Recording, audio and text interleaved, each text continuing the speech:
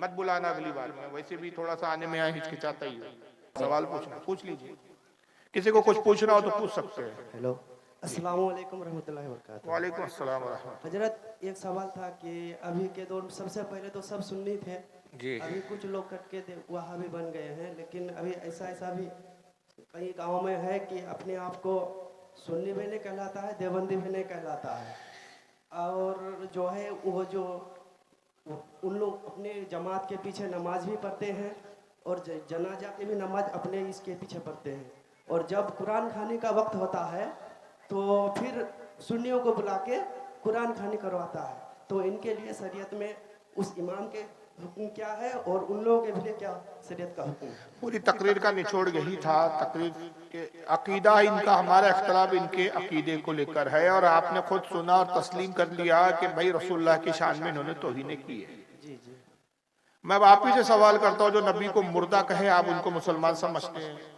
नहीं। जब हदीस और कुरान के खिलाफ ये अकीदा है, जब हदीस कहती है कि आका जिंदा है, नबी ने फरमाया आका अंबिया जिंदा है, नबी अपनी कब्रों में खाते पीते हैं, जिंदा होते हैं, और ये कहे कि हम तो नबी को मुर्दा मानते हैं माज़अल्लाह। और खुद इन्होंने हमें काफिर कहा इस बुनियाद पे, इसने कहा जो रसूल को जिंदा माने वो काफिर है, तो हम तो नबी को जिंदा मानते, तो इनके अकीदे के मुताबिक हम काफिर हुए। तो मैं इन्हीं से पूछता हूँ कि भाई जब तुम हमें काफिर कहते हो, हम मज़ारों पे जाते हो तो तुम हमें मुशरिक कहते हो, तो फिर मुशरिकों से कुरान खानी क्यों करवाते हो तुम?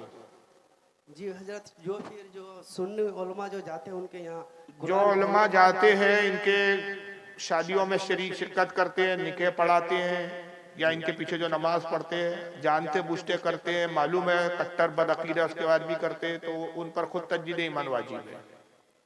उनका अपना खुद का निकाह उनकी बीवी से टूट गया। आपके बंगाल में सबसे बड़ा मसला यह है कि अवाम से ज्यादा यहाँ ढुलबुल मौलवी दिखते मुझे। खिलिया डंकी की चोट पे बोल रहा हूँ, बुरा लगे मेरी बला से, मुझे परवाह नहीं है। मत बुलाना अगली बार में, वैसे भी थोड़ा सा आने में यहाँ हिचकिचाता ही है। सबसे बड़ा प्रॉब्लम यहाँ मौलवियों से आता है। मैं आपके बंगाल में एक इलाके में गया, वहाँ एक मौलवी साहब स्टेज पे बैठे हुए थे। एक शख्स ने, नौजवान ने सवाल किया कि हजरत वहाबी का निकाह पढ़ाना कैसा है? मैंने कहा बिल्कुल जायज नहीं, और जिसने पढ़ाया उसको मालूम था कि ये कट्टर वहाबी है और उस वहाबी का कुफ्र जाहिर था, फिर भी उसने जानते पूछते पढ़ाया, तो इस मौलवी जिसने पढ़ाया उसका अपना निकाह टूट गया। उसमें स्टेज पे एक मौलवी साहब वही बैठे थे जो खुद पढ़ाते थे। तो पूछने वाले ने कहा हजरत ये आपके स्टेज पे बैठे ये तो पढ़ाते हैं। मैंने कहा भाई आप क्यों पढ़ाते हैं? तो कहा हम नहीं पढ़ाएंगे तो दूसरा पढ़ा देंगे। मैंने कहा तो अजीब बात हुई, यानी ये तो ऐसा शराब रखी है तो आप ही ने पी ली, क्यों? मैं ना पीऊंगा तो कोई दूसरा पी लेंगे? तो ये क्या बात हुई यार? हर आदमी को अपने अमाल का हिसाब देना है। तो सबसे बड़ा प्रॉब्लम आपके बंगाल के मौलवियों का है। बहुत कम मौलवी, मुझे तो बहुत ही शायद ही कभी जिंदगी में मुझे याद पड़ता कि कोई ऐसा मौलवी यहाँ मिला हो जो बहुत कट्टर टनाटन सुन्नी मिला हो, जैसे हमारे इधर होते। इतने कट्टर नहीं मिलते मुझे यहाँ। पिलपिले ही मौलवी, मौलवियों में पिलपिलाट ज्यादा दिखती मुझे यहाँ, इधर भी उधर भी। तो अवाम का तो फिर माशाअल्लाह क्या बोले फिर। अस्सलाम वालेकुम। वालेकुम अस्सलाम। मैंने यूट्यूब क्लिप में देखा है जी। शब्बीर वारिसी कह के एक हजरत है, उन्होंने कहा कि सिद्दीक अकबर जो है हजरत अली से बड़ा सिद्दीक अकबर कोई हो नहीं सकता। ये सवाल है हमारा। जाहिल शख्स है भाई एक वो, और शब्बीर वारसी जिसका आप नाम बता रहे हैं शिया राफदी है। सबसे पहली गलतफहमी ये हमारे यहाँ कि उसको लोग सुन्नी समझते हैं, क्योंकि उसने सिर्फ वारसी नाम लगा दिया। नाम रखने से कोई नहीं हो जाता। कल कोई गंगा राम आपके बीच आया और नाम मोहम्मद हनीफ रख दे, तो नाम रखने से वो गंगा राम मोहम्मद हनीफ नहीं हो जाएगा। उसके अकीदे और नजरियात देखे जाएंगे। आदमी नाम से नहीं नजरियों से पहचाना जाता है। एक आदमी मिसाल के तौर पे एक शिया आदमी हो और सुन्नियों के बीच आके चापलूसी में आके अबू बकर सिद्दीक की फजीलत बयान करने लगे, अमीर माविया की तारीफ बयान करने लगे, तो क्या उसके शिया लोग कहेंगे कि भाई ये सुन्नी है? हाँ, उसको शिया कहेंगे? शिया, मैं उल्टा बोल गया, शिया कहेंगे? शिया कहेंगे भाई जब शिया है तो शिया वो हो ही नहीं सकता जो अमीर माविया की तारीफ करे। समझ रहे ना आप? शिया वो हो ही नहीं सकता जो हजरत अबू बकर सिद्दीक की तारीफ करे। शिया इनसे नफरत करते। उसी तरह अहले सुन्नत वो है कि जो अबू बकर सिद्दीक को तमाम सहाबा में सबसे अफजल मानते, जो अमीर माविया की ताजीम और इज्जत करते सहाबी होने की बुनियाद पर। ये शब्बीर वारसी हजरत अमीर माविया पे लानतान करता है। माज़अल्लाह अबू बकर सिद्दीक की तौहीन करता है, अबू बकर सिद्दीक से अफजल अली को बताता है, तो ये तो अहले सुन्नत के खिलाफ है। अब मैं इस ताल्लुक से एक हदीस आपको स्क्रीन पे दिखा देता हूँ, आप हदीस ही देख लीजिए। अस्सलाम वालेकुम। वालेकुम।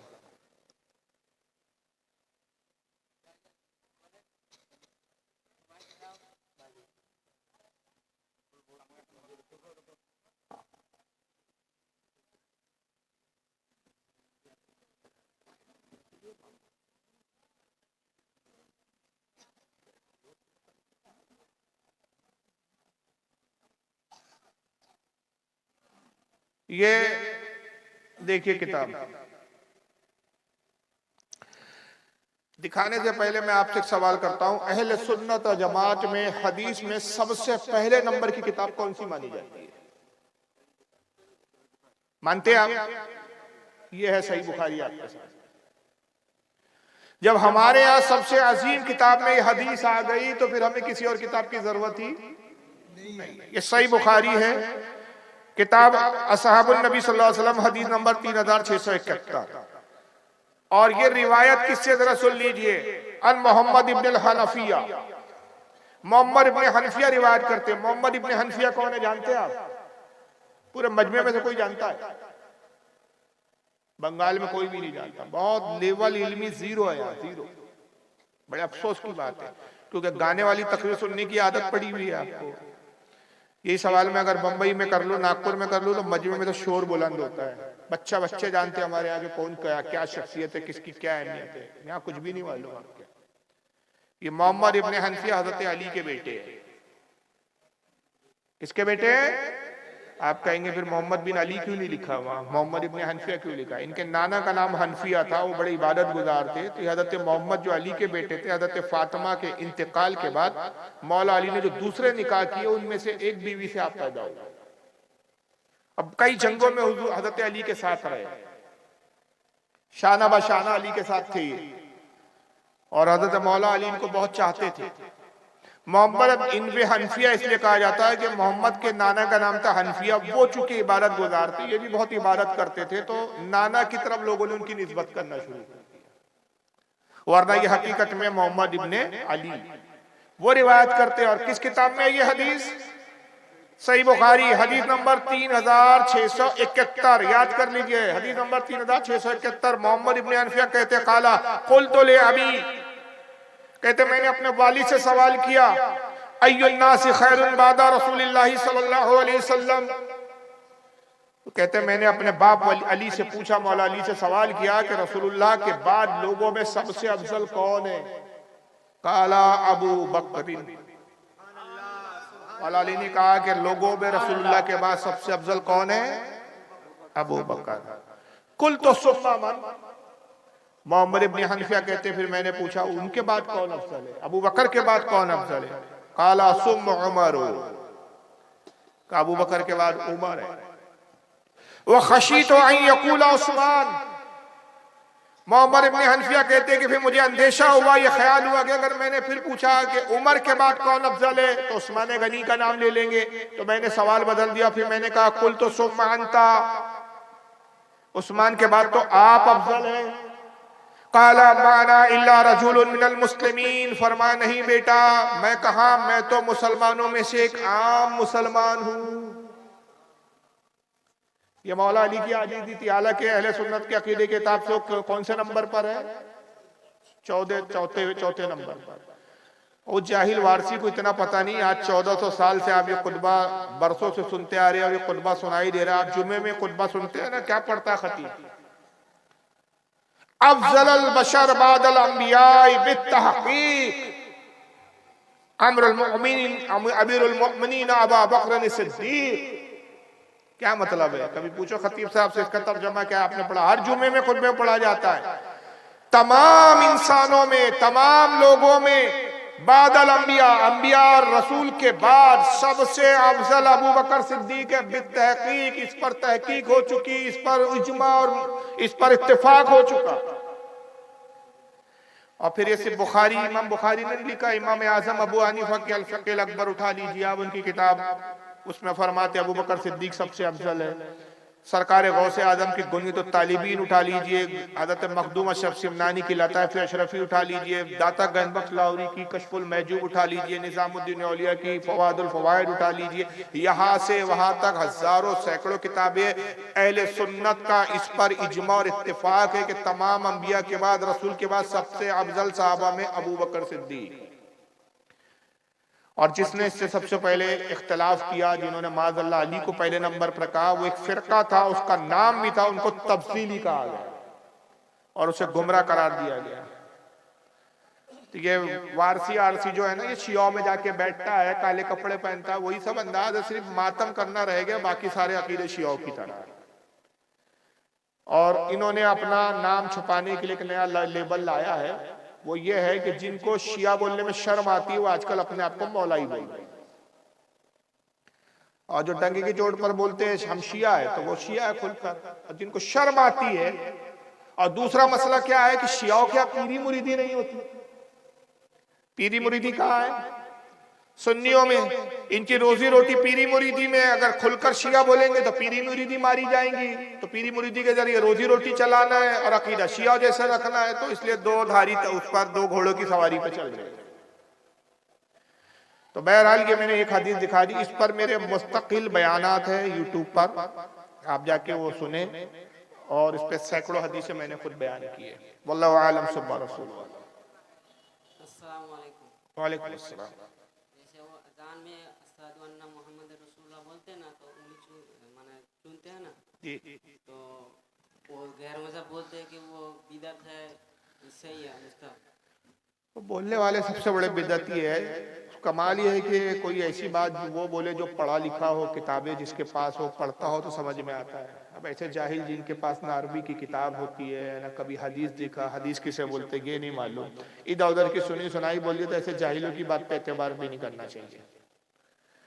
बड़ी बड़ी हमारे यहाँ ऐसी किताबें जिसमें रिवायतें मौजूद है, जैसा कि हज़रत इमाम शमशुद्दीन सखावी, बहुत बड़े इमाम गुजरे, उनकी किताब है हदीस की जरा व तादील अस्मा और रिजाल की किताब है, क्या नाम है उसका, खैरात, मुझे नाम याद नहीं आ रहा है किताब का भी, देखिए याद आया तो मैं हवाला दे दूंगा। बहरहाल हज़रत इमाम शमशुद्दीन सखावी, उन्होंने अपनी किताब में इसको लिखा, मुल्ला अली कारी ने मिरकात में लिखा है इसको, और भी कई मुहद्दिसीन हैं जिन्होंने रिवायत लिखी कि हज़रत सैयदना अबू बकर सिद्दीक रज़ी अल्लाह तआला अन्हु हुज़ूर की खिदमत में बैठे थे, और तभी बिलाल ने अजान दी, अजान का वक्त हुआ, बिलाल ने अजान दी। जब हज़रत सैयदना बिलाल इस लफ्ज़ पर पहुंचे, अशहदु अन्ना मुहम्मदुर रसूलुल्लाह, तो अबू बकर सिद्दीक ने अपने अंगूठे को चूम लिया। जब अजान खत्म हुई तो आका ने फरमाया कि जो मेरे रफीक, मेरे यार अबू बकर ने किया, यही कोई मेरा आजान में मेरा नाम सुन के करे तो उसकी आंखों की बीनाई जाए नहीं होगी। मुल्ला अली कारी कहते हैं कि अगरचे ये हदीस सनदन ज़ईफ है, लेकिन फजाइल में ज़ईफ हदीस पर अमल किया जाता है। यह हदीस झूठी नहीं है, ज़ईफ है। ज़ईफ होना और होता है, झूठी होना और होता है। तो ये अमल हदीस से साबित है। इन वहाबलों से कहो कि नहीं करना चाहिए, इसके लिए तुम्हारे पास कौन सी हदीस है? मना किया गया ये कहाँ है? कौन सी हदीस में मुमानियत है? दलील मुमानियत की चाहिए, जायज के लिए तो इतना ही काफी है। इमाम गजाली रहमतुल्लाह अलैह ख़यालुल उलूम में फरमाते हैं कि किसी भी अमल के जायज होने के लिए इतना काफी कि शरीयत ने उससे मना ना किया हो। लेकिन बहरहाल हम तो कहते हैं कि इसकी तो हदीस भी मौजूद है, और भी कई किताबें हैं जिसमें हजरत आदम से भी हदीस मंसूब की गई है कि हजरत सैयदना आदम जन्नत में थे, तो आसमान में जब अर्श पर उन्होंने निगाह उठाई तो कलमा तैयबा लिखा हुआ देखा, ला इलाहा इल्लल्लाह मुहम्मद रसूलुल्लाह। उन्होंने क्या अर्ज किया, परवरदिगार ये मोहम्मद कौन है जिनके नाम को तूने अपने नाम के साथ लिखा? रब ने फरमाया कि आदम ये मेरे महबूब है, जाहिर में ये तेरे बेटे हैं, बातिन में तेरे बाप है। अगर इन्हें पैदा करना मकसूद ना होता मैं तुझे भी पैदा ना करता। आदम ने कहा मौला मुझे मेरे बेटे की ज़ियारत करो। अल्लाह ने फरमाया अपने नाखून को देखो, तो मेरे नाखून में हम अपने नबी, अपने महबूब मोहम्मद का नूर दिखाएंगे। उन्होंने नाखून देखा, नाखून में रसूलुल्लाह का नूर चमका, मोहब्बत में उन्होंने उसको चूम लिया। ये जनाब आदम अलैहिस्सलाम की भी सुन्नत है। हज़रत मौलाना रूम ने इसको मसनवी में लिखा है। तो हमारे पास तो दलाइल किताबों की, वहाबड़े के पास अकल का घोड़ा है, दलील नहीं है। हम जब कोई रिवायत बयान करते हैं तो किताबों के नाम लेते, वो इमामों के नाम लेते जो बड़े बड़े इमाम थे जिन्होंने अपनी किताबों में ये बातें लिखी, ये रिवायतों को नकल किया। वहां बड़ा अकल का बिद्दत है। अबे तू सबसे बड़ी बिद्दत है, तेरे से बड़ी कोई बिदअत नहीं है। कोई हवाला नहीं, कुछ नहीं, बस लंतरानी सुना देता है, बदअकीदा वहाबी, लोगों का दिमाग खराब करता है, जहन खराब करता है। तो बहरहाल इसका सबूत है और ये बिल्कुल जायज और मुस्तहसन अमल है। और इस पर आला हज़रत फाजिल बरेलवी ने एक मुस्तकिल किताब भी लिखी है, उसमें बहुत सारी दलीलों को बयान किया है, फतवा रसूलिया में शामिल है, उसको आप पढ़ना चाहिए। वल्लाहु आलम सुम्मा रसूलुहु आलम। अस्सलाम वालेकुम। वालेकुम अस्सलाम। एक सवाल जी जैसे हम लोग जुलूस मनाते हैं, जी जी कुछ लोग कहते हैं कि जुलूस मनाना नहीं चाहिए, और जो क़याम करते हैं उसमें, और जो सीने में हाथ बांधता है, हाथ बांध के मतलब नमाज पढ़ते हैं, इसमें कुछ दलील चाहिए। 3 सवालात है आपके। देखिए, जुलूस निकालना एक मुस्तहब अमल है, उसको फर्ज और वाजिब हम भी नहीं मानते। वहाबियों का सबसे बड़ा प्रॉब्लम है कि ये इतने जाहिल होते हैं, इतने बड़े जाहिल होते हैं कि रोज जमीन पर इतनी बड़ी जाहिल जमात तो मैंने देखा ही नहीं। दलील हमेशा याद रखिए दावे के मुताबिक मांगी जाती है। ये एक उसूल बता रहा हूं। अब देखिए, आप पता नहीं ये उसूल की बात समझ रहे हैं या नहीं, अल्लाह करे आपके समझ में आए तो ये हमेशा जिंदगी भर काम आएंगी ये चीज आपके। दलील हमेशा दावे के मुताबिक मानी जाती है, सामने वाले का जो दावा है उसके मुताबिक दलील मांगी जाएगी। मिसाल के तौर पर कोर्ट में एक मुजरिम को पुलिस ने पेश किया, तो पुलिस का दावा यह है कि इसने चोरी की, तो उस पर मुकदमा चोरी का चलेगा कि उस पर कत्ल का चलेगा? चोरी का ना, कि पुलिस ने किस जुर्म में उसको गिरफ्तार किया है, चोरी के। और कोर्ट में क्या किस तहत उस पर दफाए दर्ज की है, चोरी की। कोर्ट में उसको जज के सामने पेश किया और पुलिस ने कहा मिलाड ये मुजरिम है, हम इसको लाए, इसको सजा सुनाए, इसने चोरी की, ये सबूत है। अब कोई पागल जज कुर्सी पे बैठा और वो कहे कि इसको फांसी पे चढ़ा दो, तो कहे मैं मिलाड इसको फांसी क्यों, चोरी की सजा फांसी नहीं है हिंदुस्तान के इंडियन पिनल कोड में। नहीं, मैं कह रहा हूं फांसी पे चढ़ा दो। तो ऐसे पागल जज को कुर्सी से उतार दिया जाएगा। जब वो नेक्स्ट अपील करेगा ना तो जज को बोलेंगे पागल हो गया, कुछ भी फैसला सुना रहा है, इसको यही नहीं मालूम कि भाई मुकदमा चोरी का था और ये मुकदमा उस पर चला रहा था कमबख्त कत्ल का, और कत्ल का जुर्म समझ के इसको फांसी का हुक्म सुना दिया, तो जज पागल हो गया। हमारा दावा जुलूस के बारे में हो या अंगूठा चूमने का सवाल हो उसके बारे में हो या सलातो सलाम खड़े होकर पढ़ने के बारे में हो, इसके बारे में हमारा दावा ये है कि ये फर्ज है। किसी एक सुन्नी आलिम ने कहा कभी कि सलाम पढ़ना फर्ज है?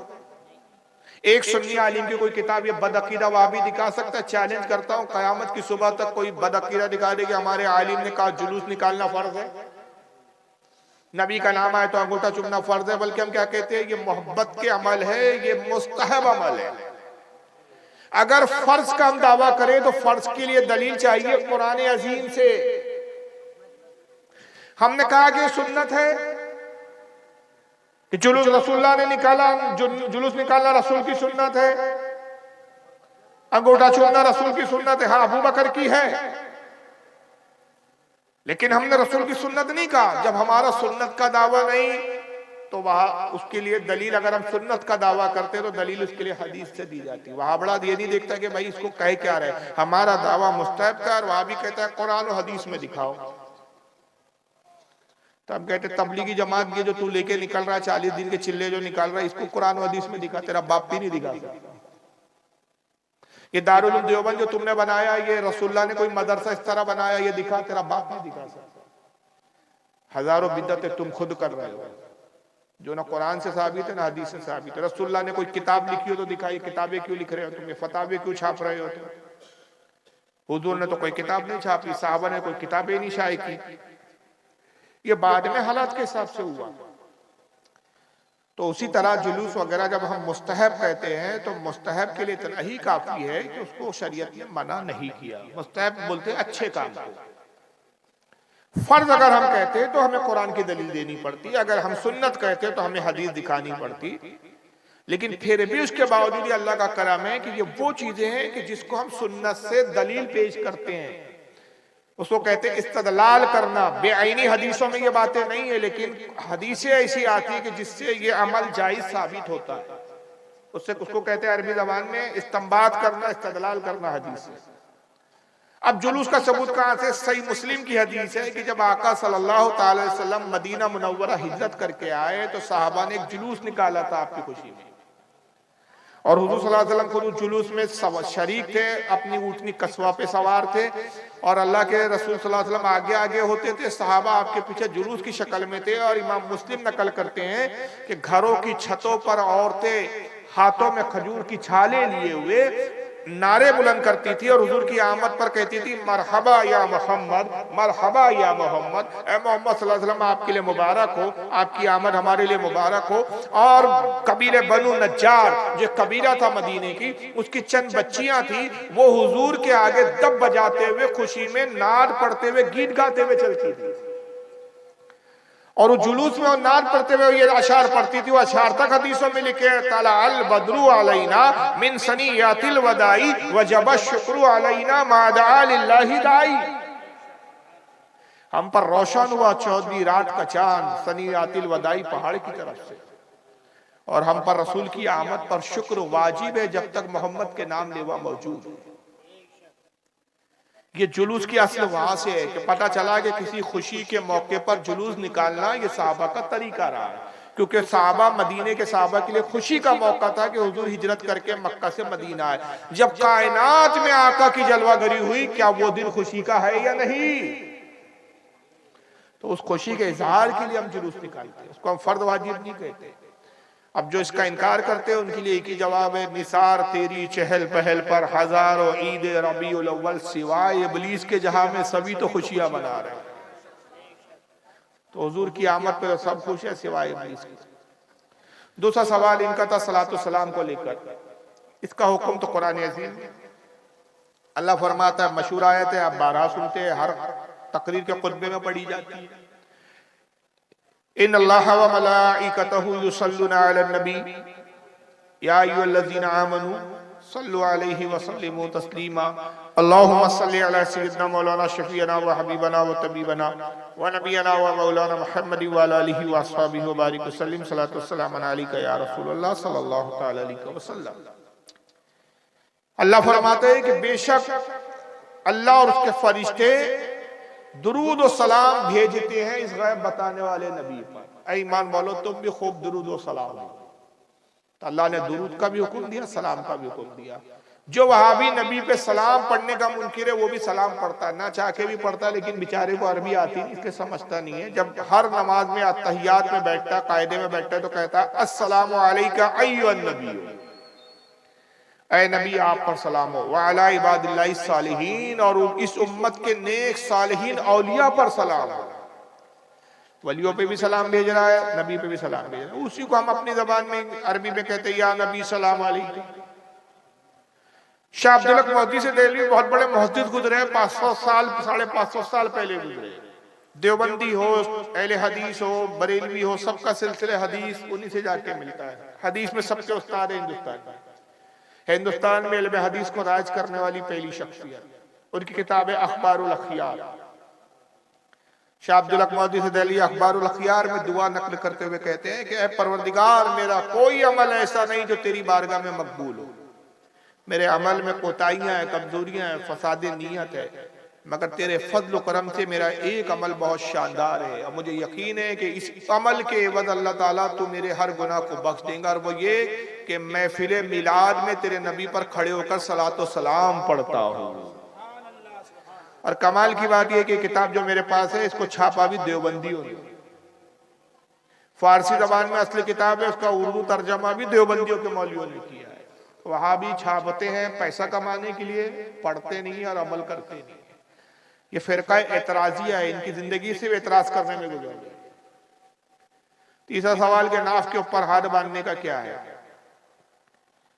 तो बहरहाल ये सुन्नत है हमारे नजदीक, और सुनने अबू दाऊद की हदीस है जिस पर हमारा अमल है। मौला अली से मौला अली फरमाते कि 3 चीजें अंबिया की सुन्नत से साबित है। एक ये कि सहरी में ताखीर करना, इफ्तार में जल्दी करना, और नमाज में नाफ के नीचे हाथ बांधना। ये सुनन अबू दाऊद की हदीस है और सहीहुल इस्नाद हदीस है, सही हदीस है। और मौला अली से हजरत उमर, हजरत अबू बकर, जितने असहाबे खुलफा राशिदीन है, सब सीने पे नहीं बल्कि नाफ के नीचे हाथ बांधते थे। तो बहरहाल और भी बहुत सारी हदीसें हैं, वो मौका नहीं है। मेरे ख्याल से आपके अहले हदीस गैर मुकल्लिद है भी नहीं, शायद गैर मुकल्लिद है क्या? हाँ, ये गैर मुकल्लिद बांधते, वरना यहाँ तो देवबंदी भी जो है वो इमाम आजम अबू हनीफा को मानते हैं, तो वो भी नाफ के नीचे ही बांधते हैं वो भी। तो बहरहाल मैंने एक हदीस दलील के तौर पे सुना दी। अगर गैर मुकल्लिद होते तो फिर मैं थोड़ा सा और इस पर तबसरा करता। अल्लाह ताला आज की इस बज़्म को कबूल फरमाए। इंजीनियर मोहम्मद अली मिर्जा की तकरीर सुनना कैसा है और इसका अकीदा कैसा है? सवाल ही से पता चल गया वो इंजीनियर है, कोई मौलवी नहीं है। ये बिल्कुल ऐसा है कि सर में दर्द हो तो आप इंजीनियर के पास जाए और कहें इंजीनियर साहब सर दर्द बहुत हो रहा है। और घर का नक्शा बनाना हो तो आप डॉक्टर के पास जाए और कहें डॉक्टर साहब घर बनाना, नक्शा बना दीजिएगा, तो उसको कहेंगे अहमक। हर आदमी की अपनी फील्ड होती है। डॉक्टर का काम डॉक्टरी करना है, इंजीनियर का काम इंजीनियरिंग है, वकील का काम वकालत करना है। अब ये खुद इंजीनियर है तो अंदाज लगा लो। इसके बातिल होने के लिए यही काफी है कि पाकिस्तान का हर फिरका का आलिम इसको मुनाजरे का चैलेंज करता है। ये 10 बाय 10 के दड़बे में पहलवान बने बैठे हैं। ये उन लोगों में है कि जो वो वीडियो गेम में क्रिकेट खेल के सेंचुरी बनाते हैं। नहीं समझा? वीडियो गेम में खेल के क्रिकेट खेल रहे हैं वीडियो में और सेंचुरी बना रहे। इनसे कहा जा रहा है कि बैट बल्ला लेके जनाब मैदान में उतरिए तो पता चले कि कितनी अच्छी बैटिंग आती है। तो नहीं, मैदान में तो उतरूंगा नहीं, वैसी में साहब बहुत अच्छा क्रिकेटर है। कहाँ खेलता हूँ? तो बोले वीडियो गेम में खेलता हूँ, सेंचुरी बनाता हूँ उसको मरो। ये उस तरह का। अगर ये हक पर होता तो ये सुन्नी उलमा से, सुन्नी तो छोड़ो, इसको देवबंदी मौलवी भी चैलेंज करते हैं, इसको हत्ता के गैर मुकल्लिद नामनियाद अहले हदीस भी चैलेंज करते हैं। आज तक किसी के सामने नहीं बैठा और एक नंबर का झूठा है। हजारों सैकड़ों झूठ इसके पकड़े गए। कई उलमा इसके रद्द करते हैं। मेरी खुद कई तकरीरें इसके रद्द में मौजूद है। आप इंटरनेट पे थोड़ा सर्च कर ले तो इसके रद्द में बहुत सारी तकरीरें आपको मिल जाएंगी। वल्लाहु आलम सुम्मा रसूल। चलिए सलात सलाम। हाँ ठीक है, बैठिए बस। दस्तारबंदी का आप सब जानते हैं कि कुरान अजीम अल्लाह ताला की एक अजीम किताब है। परवरदिगार आलम ने इंसान की हिदायत के लिए, इंसान की रहबरी के लिए मुख्तलिफ अंबिया इकराम दुनिया में तशरीफ भेजे। मुख्तलिफ अंबिया तशरीफ लाए। 1,24,000 कम व बेश, यानी कुछ ज्यादा भी हो सकते हैं, कुछ कम भी हो सकते हैं। जब से इंसान की तख्लीक हुई तब से लेकर हमारे नबी करीम मोहम्मद सल्लल्लाहु ताला अलैहि वसल्लम तक हर जमाने में लोगों की हिदायत के लिए, लोगों की रहनुमाई के लिए अंबिया इकराम नबी आते रहे, पैगंबर आते रहे। और इनकी कुल तादाद जो हकीकत में अल्लाह ही जानता है, लेकिन एक अंदाजे के मुताबिक ये बताया जाता है कि 1,24,000 अंबिया इकराम दुनिया में तशरीफ लाए। 4 रसूल ऐसे गुजरे हैं कि जिनको किताबें दी गई। 4 रसूलों के अलावा फिर बाकी किसी नबी को किताब नहीं मिली। कुछ अंबिया करम को सहीफे मिले। सहीफे यानी कुछ कागज दिए गए जिसमें कुछ जमाने के एतबार से, उस वक्त के हालात के एतबार से कुछ कानून दिए गए। लेकिन मुस्तकिल तौर पर एक कंप्लीटली किताबें 4 रसूल को दी गई। 2 लफ्ज आप सुनते हैं, एक होता है नबी और एक होता है रसूल। नबी और रसूल में फर्क होता है। रसूल का दर्जा और मकाम नबी से बुलंद होता है, बड़ा होता है। हर रसूल नबी भी होता है, लेकिन हर नबी रसूल हो जरूरी नहीं है। रसूल उसे कहा जाता है कि जिसको किताब दी गई हो। और किताब क्या होती है? किताब जिंदगी गुजारने का ढंग, शरीयत का कानून, कवानीन है, कॉन्स्टिट्यूशन है, लॉ है। एक रसूल जब आता है उसके साथ एक किताब आती है, अल्लाह ताला उसको एक किताब अता फरमाता है। और उसके बाद फिर जब नबी आते रहते हैं तो वो जो रसूल उनसे पहले गुजरा उसी की किताब की तालीम को आम करते हैं, उसी की बातों को फैलाते हैं। गोया के जैसा जिस तरह आज उलमा तबलीग करते हैं, उस जमाने में वही काम अंबिया करते थे। किताब उस वक्त तक पढ़ी जाती है, उस वक्त तक अमल होता है कि जब तक किताब में तहरीफ ना हो, मतलब उसमें रद्दो बदल ना किया जाए, छेड़खानी उस किताब से ना की जाए। मगर होता यह था कि एक रसूल आता, फिर वो किताब साथ में लाता, लेकिन कुछ सालों के बाद तक, 1 सदी 2 सदी तक वो किताब ठीक ठाक चलती, लेकिन बाद में उसी फिरके के, उसी कौम के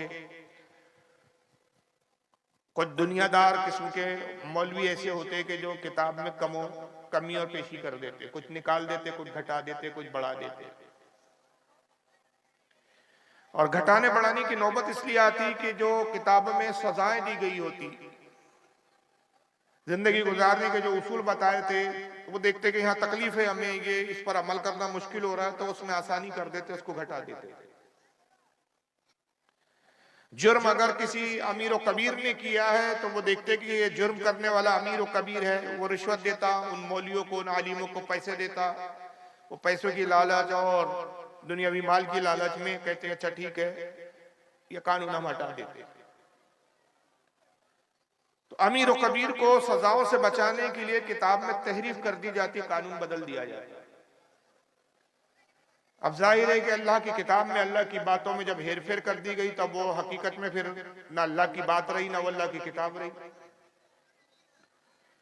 तो फिर दूसरा रसूल भेजा जाता और फिर एक नई किताब भेजी जाती है। इस तरह 4 किताबें और 4 रसूल आए, जिसमें एक हजरत दाऊद अलैहिस्सलाम है, जिनको अल्लाह ताला ने ज़बूर अता फरमाई। एक रसूल हजरत मूसा अलैहिस्सलाम है, जो कौम बनी इसराइल की तरफ है, ये सबसे बड़ी कौम रही दुनिया में, अल्लाह ताला ने इनको तौरेत अता फरमाई। तीसरे हजरत ईसा अलैहिस्सलाम है, जिनको अल्लाह ताला ने इंजील अता फरमाई, जिसको इस जमाने में इंग्लिश में बाइबल कहा जाता है। और जब इंजील में भी तहरीफ हो गई, उसमें भी घटाया और बढ़ाया गया, तो फिर इंजील के बाद और हजरत ईसा अलैहिस्सलाम के बाद फिर हमारे आखिरी पैगंबर मोहम्मद सल्लल्लाहु ताला अलैहि वसल्लम तशरीफ लाए और उनको फिर एक आखिरी किताब कुरान अजीम अता की गई। और रसूल को आखिरी रसूल कहा गया कि अब हुजूर के बाद कोई रसूल नहीं आएगा, कोई किताब नहीं आएंगी। कुरान अज़ीम में रब तबारक व तआला इरशाद फरमाता है, मा काना मुहम्मदुन अबा अहादिम मिन रिजालिकुम वलाकिन रसूलुल्लाहि व खातमुन नबिय्यीन। ए लोगों आगाह हो जाओ, मोहम्मद तुम्हारे मर्दों में किसी के बाप नहीं है, बल्कि वो अल्लाह के रसूल है और नबियों में सबसे आखिर है, खातमुन नबिय्यीन है। अब इनके बाद कोई नबी नहीं आएगा। हुजूर ने जगह जगह बारहा कई मरतबा अपने असहाब से, अपने सहाबा से कहा, ला नबी आबादी, मेरे बाद अब कोई नबी नहीं, अना खातमुन नबिय्यीन, मैं आखिरी नबी हूं। यहां एक सवाल पैदा ये होता है कि जब किताब में तहरीफ होती थी तो नया रसूल आता था, नई किताब आती थी, मगर रसूलुल्लाह के बाद, हमारे नबी और पैगंबर के बाद अब कोई और पैगंबर नहीं आएगा, कोई और किताब नहीं आएगी। इसका सबब क्या है? तो गोया ये बता दिया गया कि ये दीन ऐसा है, ये नबी ऐसा है कि इसके बाद किसी नबी की जरूरत नहीं। और ये जो किताब जो भेजी जा रही है इस नबी के साथ, कुरान अजीम, दुनिया की सारी ताकत मिल जाए तो इस किताब का ज़ेरो ज़बर भी बदल नहीं सकती। चूंकि अब किताब बदली नहीं जाएंगी, इसलिए किसी नए नबी की जरूरत ही नहीं है। सवाल यह पैदा होता है कि कुरान अजीम क्यों नहीं बदला जा सकता? भाई अगर पिछली किताबें बदली गई तो इस जमाने में क्यों नहीं बदली जा सकती? क्या इस जमाने में प्रिंटिंग प्रेस नहीं है? बल्कि उस जमाने में प्रिंटिंग प्रेस नहीं होती थी, उस वक्त तो किताबें हाथ से लिखी जाती थी। अब आज तो मशीनरी का दौर है, बड़ी बड़ी मशीनें हैं, प्रिंटिंग प्रेस है, कंप्यूटर आ गए हैं, कंप्यूटर से कंपोजिंग होती है, कंप्यूटर से लिखा जा सकता है, मशीनों से छापा जा सकता है। तो फिर किताब दूसरी इसमें छेड़खानी करके नया कुरान छापा जा सकता है। इस बात पर अगर आप गौर करेंगे तो आपको एहसास होगा कि कुरान अजीम बदला क्यों नहीं जा सकता। पिछली जितनी किताबें आई, अल्लाह ताला ने किसी भी किताब की हिफाजत का जिम्मा खुद नहीं लिया, बल्कि हुआ ये कि नबियों ने अपने कौम और अपनी उम्मत के मुतालबे पर अल्लाह से किताब का मुतालबा किया। हर नबी ने अपनी कौम के लिए किताब मांगी। जनाब दाऊद अलैहिस्सलाम का अगर देख लें कि दाऊद अलैहिस्सलाम की कौम हजरत दाऊद के पास आई और कहा कि दाऊद, जब तक आप हमारे बीच जिंदा है आप हमें बताते हैं, हम आपकी बातों पर अमल कर लेते हैं, मगर आप भी इंसान हैं, एक न एक दिन आपको भी दुनिया से जाना, इंतकाल करना है। जब आपका इंतकाल हो जाएगा, आप इस दुनिया से चले जाएंगे, तो फिर हम दीन पर कैसे अमल करें, अल्लाह की बातों पर कैसे अमल करें, ये हमें कौन बताएंगे। लिहाजा जो कुछ कानून है, जो जिस पर हमें अमल करना चाहिए, जिंदगी कैसे गुजारनी चाहिए, उसके लिए किताब चाहिए हमें, जिसमें सारी बातें लिखी हो कि आपके बाद हम उस किताब को खोलें और जहां भी हमें जिंदगी के किसी मसले में मुश्किल आए तो हम किताब को पढ़कर उस मसले का हल निकाल लें। मेरी तकरीर समझ में आ रही है ना आपके? मैं बहुत कोशिश कर रहा हूं, हालांकि मैं उर्दू बोलता हूं तो थोड़ा सा बहुत हल्के लेवल की उर्दू बोलना मुझे थोड़ा सा तकलीफ दे होता है। हालांकि वैसे भी मैं ज्यादा हार्ड उर्दू नहीं बोलता हूं, लेकिन फिर भी बंगाल की इस इलाके के एतबार से और आसान लफ्ज इस्तेमाल करने की कोशिश कर रहा हूं। दाऊद अलैहिस्सलाम अल्लाह की बारगाह में गए और सजदा रेज हो गए, इबादत खाने में गए। जो इबादत खाना था, परवरदिगार तू जानता है कि मेरी कौम किताब मांग रही है। अल्लाह ताला ने फरमाया कि दाऊद अपनी कौम से कहो कि किताब का मुतालबा मत करो, जितने कानून तुम्हें बता दिए गए बस उसको याद रखो, उस पर अमल करो। अगर किताब मांगोगे और जब हम किताब देंगे तो वो कानून तुम पर लागू हो जाएगा, नाफिज हो जाएगा। और जब एक बार कानून बन जाता है, जब तक कानून ना हो तो छूट है, कानून बन जाए तो जब कानून की खिलाफ वर्जी कोई करेगा तो वो मुजरिम होगा। उसको यूं समझ लीजिए कि जब तक हिंदुस्तान में टैक्स के नाम पर जीएसटी टैक्स नहीं था तो कोई इस टैक्स को जानता ही नहीं था, तो वो टैक्स देने की कोई जरूरत ही नहीं थी। जब तक हिंदुस्तान में टोल टैक्स नहीं था तो आप सड़क पे से कभी भी जा सकते थे, लेकिन आपको कोई टोल टैक्स देना नहीं पड़ता था। मगर जब कानून बदला, सड़कें बनने लगी, गवर्नमेंट ने जगह जगह टोल टैक्स के लिए नाके बना दिए, जीएसटी नाम का एक टैक्स लागू कर दिया, तो अब ये टैक्स आपको भरना है। अगर ये टैक्स में आप चोरी करते हैं तो कानून आप मुजरिम है, और चोरी करते हुए अगर पकड़े जाएं तो आपको सजा है। तो जब तक कानून नहीं आता छूट होती है, लेकिन जब एक बार कानून बन जाता है तो उस पर अमल करना जरूरी हो जाता है, और कानून बनता है तो मुश्किल बढ़ जाती है। तो दाऊद अपनी कौम से कहो कि किताब मत मांगो, तो बल्कि जितना तुम्हें बता दिया गया जबानी बस उतना ही याद रखो। अगर किताब मांगोगे तो फिर हम आने वाली नस्लों तक के कानून बताएंगे, कानून बढ़ जाएंगे, और उस पर फिर तुम्हारी कौम जब अमल नहीं करेंगे तो हम उनको सजा देंगे। अगर अमल करेंगे तो इनाम है, और इनाम जन्नत है, और अगर इन कानून पर अमल नहीं करेंगे तो सजा है, सजा जहन्नम है।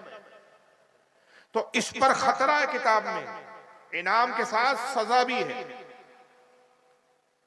हजरत दाऊद अलैहिस्सलाम ने अपनी कौम से कहा कि मेरी कौम, रब तबारक व तआला अल्लाह ताला ये फरमाता है कि किताब ना मांगो, मैं जितना बताता हूं उतना याद रखो। उन्होंने कहा नहीं ऐ दाऊद, हमें किताब चाहिए, हम चाहते हैं कि किताब होनी चाहिए हमारे बीच। वो कौम ने जिद की, और जब बहुत जिद की तो हजरत दाऊद अलैहिस्सलाम ने कहा कि परवरदिगार ये कौम नहीं मानती, ये किताब ही मांगती है, तू किताब मुझे अता फरमा दे। अल्लाह ताला ने ज़बूर नामी किताब हजरत दाऊद को अता कर दी, और साथ ही बता दिया कि ऐ दाऊद, इस शर्त के साथ कि हम किताब दे रहे हैं कि तुमने मांगा है, तुम्हारी कौम ने मांगा है, तुम्हारी कौम को किताब दे रहे हैं, तुम्हारे जरिए दे रहे हैं। अब इस पर अमल करना भी उनकी जिम्मेदारी, इस कानून की हिफाजत करना भी उनकी जिम्मेदारी। अगर कानून में रद्दोबदल किया, हेर फेर किया, हम कयामत के दिन उनको जहन्नम का मुस्तहिक करार देंगे। अब पाबंदी करो, अब तुमने खुद मांगा।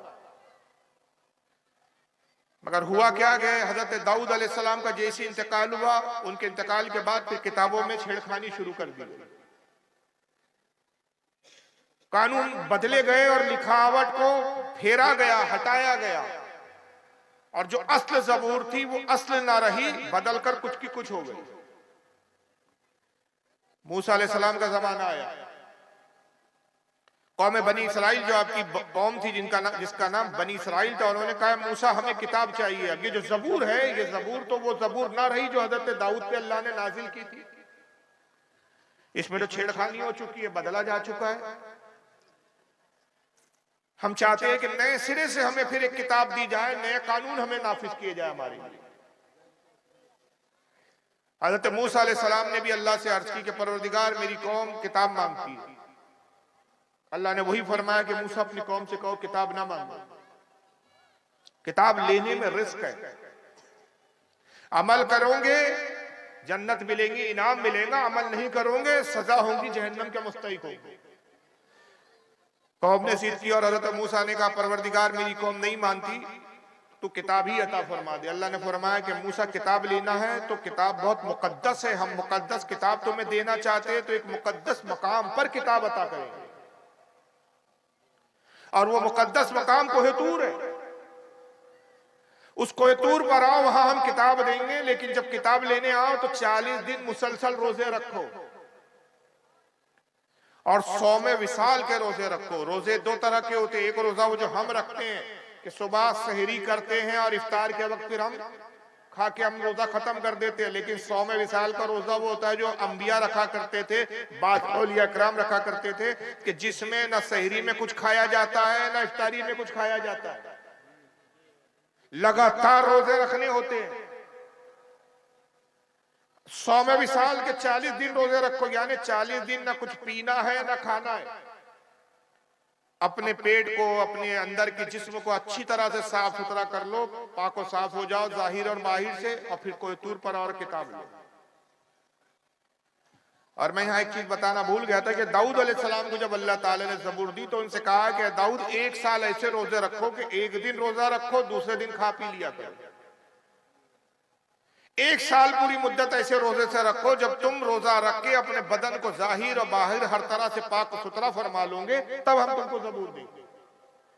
दाऊद अलैहिस्सलाम ने वैसे ही रोजे रखे, 1 साल ऐसे मुसलसल रोजे रखे कि एक दिन खाते थे, दूसरे दिन रोजे से रहते थे। साल भर इसी तरह आपने रोजे रखे, गोया 6 महीने के रोजे रहे, 6 महीने आप खाते पीते रहे, और फिर ज़बूर अता की गई। जब मूसा अलैहिस्सलाम का जमाना आया तो हजरत मूसा से भी कहा गया कि 40 दिन रोजे रखो और किताब के लिए तुम कोई तूर पर आओ। हजरत मूसा अलैहिस्सलाम 40 दिन रोजे रखते हैं और कोहतूर पर पहुंचे, और यकबारगी एक साथ एक ही वक्त में, अलग अलग वक्त नहीं, एक ही वक्त में तौरेत नामी किताब आपको दे दी। मगर इस किताब के साथ भी उनके चाहने वाले, उनके मानने वाले, उनकी उम्मतों ने यही सुलूक किया कि किताबों में हेर फेर शुरू कर दी। जब तक वो जिंदा रहे किताब पर अमल होता रहा, उनका इंतकाल और विसाल हुआ, किताबों में से बातें निकाली जाती रही। ईसा अलैहिस्सलाम का जमाना आया, जब तक तौरेत पूरी तरह बदली जा चुकी थी। अब तौरेत वो तौरेत नहीं थी जो अल्लाह ताला ने जैसी नाजिल की थी। ईसाइयों ने हजरत ईसा से कहा कि ऐ ईसा मसीह हमें भी एक किताब चाहिए। जनाब ईसा मसीह अल्लाह की बारगाह में करते, रब्ब कायनात मेरी कौम भी किताब मांगती है, मुझे भी एक किताब अता फरमा। अल्लाह ने फरमाया पिछली कौमों ने किताबों के साथ बड़ी बदसलूकी की, उन्होंने किताबों के साथ छेड़खानी की और अपने आप को जहन्नम का मुस्तहिक बना लिया। मैं आगाह करता हूं कि ईसा, अगर तेरी कौम किताब चाहती है तो किताब पर अमल करेंगी तो इनाम है, किताब से रूगर्दानी करेंगी, किताब से हटकर अमल करेंगी, किताब को नहीं मानेगी तो जहन्नम है। मगर कौम नहीं मानी, जिद पर अड़ी रही कि ऐ ईसा मसीह हमें किताब तो चाहिए। हजरत ईसा अलैहिस्सलाम ने अर्ज किया रब्ब कायनात मेरी कौम नहीं मानती, मुझे किताब ही दे। अल्लाह ने फरमाया कि ईसा तुम भी रोजा रखो, 1 साल मुसलसल रोजे रखो और यरूशलेम आओ जो तुम्हारी पैदाइश की जगह है। वो यरूशलेम जहां 60,000 से ज्यादा अंबिया इकराम मदफून है, ये मुकद्दस जगह है, मुकद्दस मकाम है। उस मुकद्दस जगह आओ ताकि हम एक मुकद्दस किताब तुम्हें इंजील अता करें। जनाब ईसा अलैहिस्सलाम गए और इंजील दी गई, और साथ में यही शर्त लगाई गई कि किताब पर अमल करना है, तहरीफ करोगे जलील खार कर दिए जाओगे, जहन्नम के मुस्तहिक बनोगे। और वही हुआ कि ईसाइयों ने भी कुछ अरसे तक तो इंजील पर अमल किया और उसके बाद इंजील में तहरीफ शुरू हो गई। इंजील भी बदल दी गई और फिर उसके बाद हमारे नबी मोहम्मद सल्लल्लाहु ताला अलैहि वसल्लम तशरीफ लाए। लेकिन कुर्बान जाइए, हर नबी ने, हर उम्मत ने किताब मांगी थी, हमारे आका ने किताब नहीं मांगी। 40 साल तक हमारा नबी सिर्फ अमल करता रहा, नमाज पढ़ता रहा, अल्लाह की इबादत करता रहा। 40 साल के बाद अल्लाह ताला ने खुद किताब अता की और कहा, हबीब सारे नबियों ने किताब मांगी, सारे उम्मतियों ने किताब मांगी, तो जब मांगा तो हमने दिया, और मांगने के बाद हमने शर्त लगाई, चूंकि तुम मांग रहे हो तो हिफाजत भी तुम्हें करनी है, इसकी पासदारी भी तुम्हें करनी है। तुम अगर इसमें तहरीफ करोगे, इसमें छेड़खानी करोगे तो अजाब के मुस्तहिक होंगे, अमल करोगे तो तुम जन्नत के मुस्तहिक होंगे। तो ऐ मेरे महबूब, पिछले नबियों ने मांगी, मगर तू जब मांग नहीं रहा तो हम खुद तुझसे राजी होकर किताब दे रहे, और जब हम दे रहे हैं तो पिछली कौमों ने मांगा था तो दिया, तो हिफाजत का जिम्मा उन्हीं पर था। जब हम दे रहे हैं तो हिफाजत का जिम्मा तेरी उम्मत पर नहीं छोड़ेंगे, बल्कि हिफाजत हम खुद करेंगे, इस किताब के जामिन हम बन जाएंगे। इन्ना नहानो नज़्ज़लना ज़िक्रा व इन्ना लहू लाहाफ़िज़ून, ऐ महबूब ये किताब हम नाजिल कर रहे हैं और इसकी हिफाजत का जिम्मा हम ही ले रहे हैं। सुभान अल्लाह, बेशक, अल्लाहु अकबर, या रसूल अल्लाह, या अली जिंदाबाद। तो परवरदिगारे आलम ने खुद कुरान की हिफाजत का जिम्मा ले लिया। जब उसकी हिफाजत का जिम्मेदार परवरदिगारे आलम है तो दुनिया की कोई ताकत उसका ज़ेरो ज़बर भी नहीं बदल सकती जी। और नबी पाक सल्लल्लाहु अलैहि वसल्लम को जब किताब दी गई तो ये नहीं कहा गया कि नबी रोजे रखो तो आओ,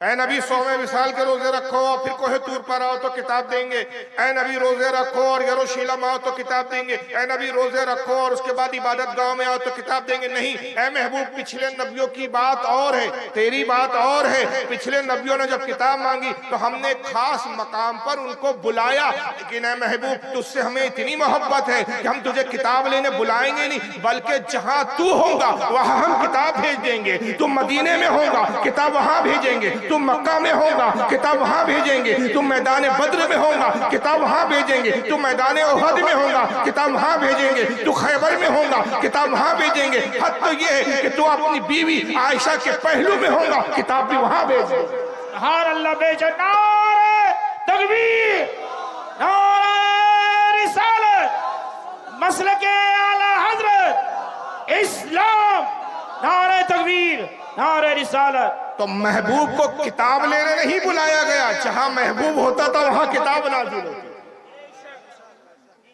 ऐसी अजीम रुतबा किताब, ज़ालिकल किताबु ला रैब फी, ए महबूब वो बुलंद रुतबा किताब जिसमें शक की कोई गुंजाइश नहीं। इसमें हिदायत है, हुदल लिल मुत्तकीन, इसमें हिदायत है परहेजगारों के लिए। तेरी उम्मत परहेजगार है, जमानत दे दी कि पिछली उम्मतें परहेजगार नहीं थी इसलिए किताबों में तहरीफ कर दी। ऐ महबूब तेरी उम्मत हिदायत याफ्ता होंगी, हिदायत पाएंगी, इसलिए कि परहेजगार और मुत्तकी उम्मत है। ऐसी अजीम किताब, ऐसा अजीम रसूल हमें अता किया गया। और किताब क्या है, कुरान अजीब क्या है? चूंकि अब कुरान कयामत तक के लिए किताब है, अब कोई किताब नहीं आ रही, आना है तो कयामत तक के जितने मसाइल सबका हल कुरान में अल्लाह ने बयान फरमा दिया। हर चीज का जिक्र कुरान में है। कुरान में खुद कहता है हबीब ये आखिरी किताब, अब इसके बाद किसी किताब की जरूरत नहीं। तो इसका आलम ये वला रद्मी वला याबिसिन इल्ला फी किताबी मुबीन, कोई खुश्क चीज, कोई सूखी चीज और कोई गीली चीज दुनिया में ऐसी है ही नहीं जिसका जिक्र हमने इस किताब में ना कर दिया। हर चीज का जिक्र हमने इस किताब में किया। मगर मैंने अर्ज किया कि हो सकता है कि आज प्रिंटिंग प्रेस का दौर है, आज कंप्यूटर का दौर है, टेक्नोलॉजी का दौर है। एक शख्स खड़े हो गए, भाई हम चैलेंज करते हैं कुरान को, कैसे कह सकते हो कि किताब नहीं बदली जा सकती? हम बदल के दिखाएंगे। हम एक कुरान छाप के ला रहे हैं। एक साहब बैठ गए कंप्यूटर पे और कंपोजिंग शुरू की और उन्होंने बदलना शुरू किया। कहा देखो कुरान में अल्हम्दुलिल्लाह रब्बिल आलमीन, रब्बिल आलमीन उसको कर दिया रब्बल आलमीन। ये लीजिए फारूक साहब, आपकी बात का चैलेंज हमने कबूल किया। आपने कहा जेर जबर नहीं बदल सकते, हमने जबर बदल दिया, जेर से जबर कर दिया। जहां पेश है हमने जबर लगा दिया, जहां जबर है वहां जेर पेश लगा दिया। भाई बदला नहीं जा सकता? बदला जा सकता नहीं, बदला बिल्कुल जा सकता। बदल रहे हैं कुछ लोग। अरे भाई कल कोई प्रिंटिंग प्रेस से ऐसी किताब, ऐसे कुरान नहीं छापा जा सकता इसमें रब्बिल आलमीन की जगह रब्बुल आलमीन कर दिया जाए,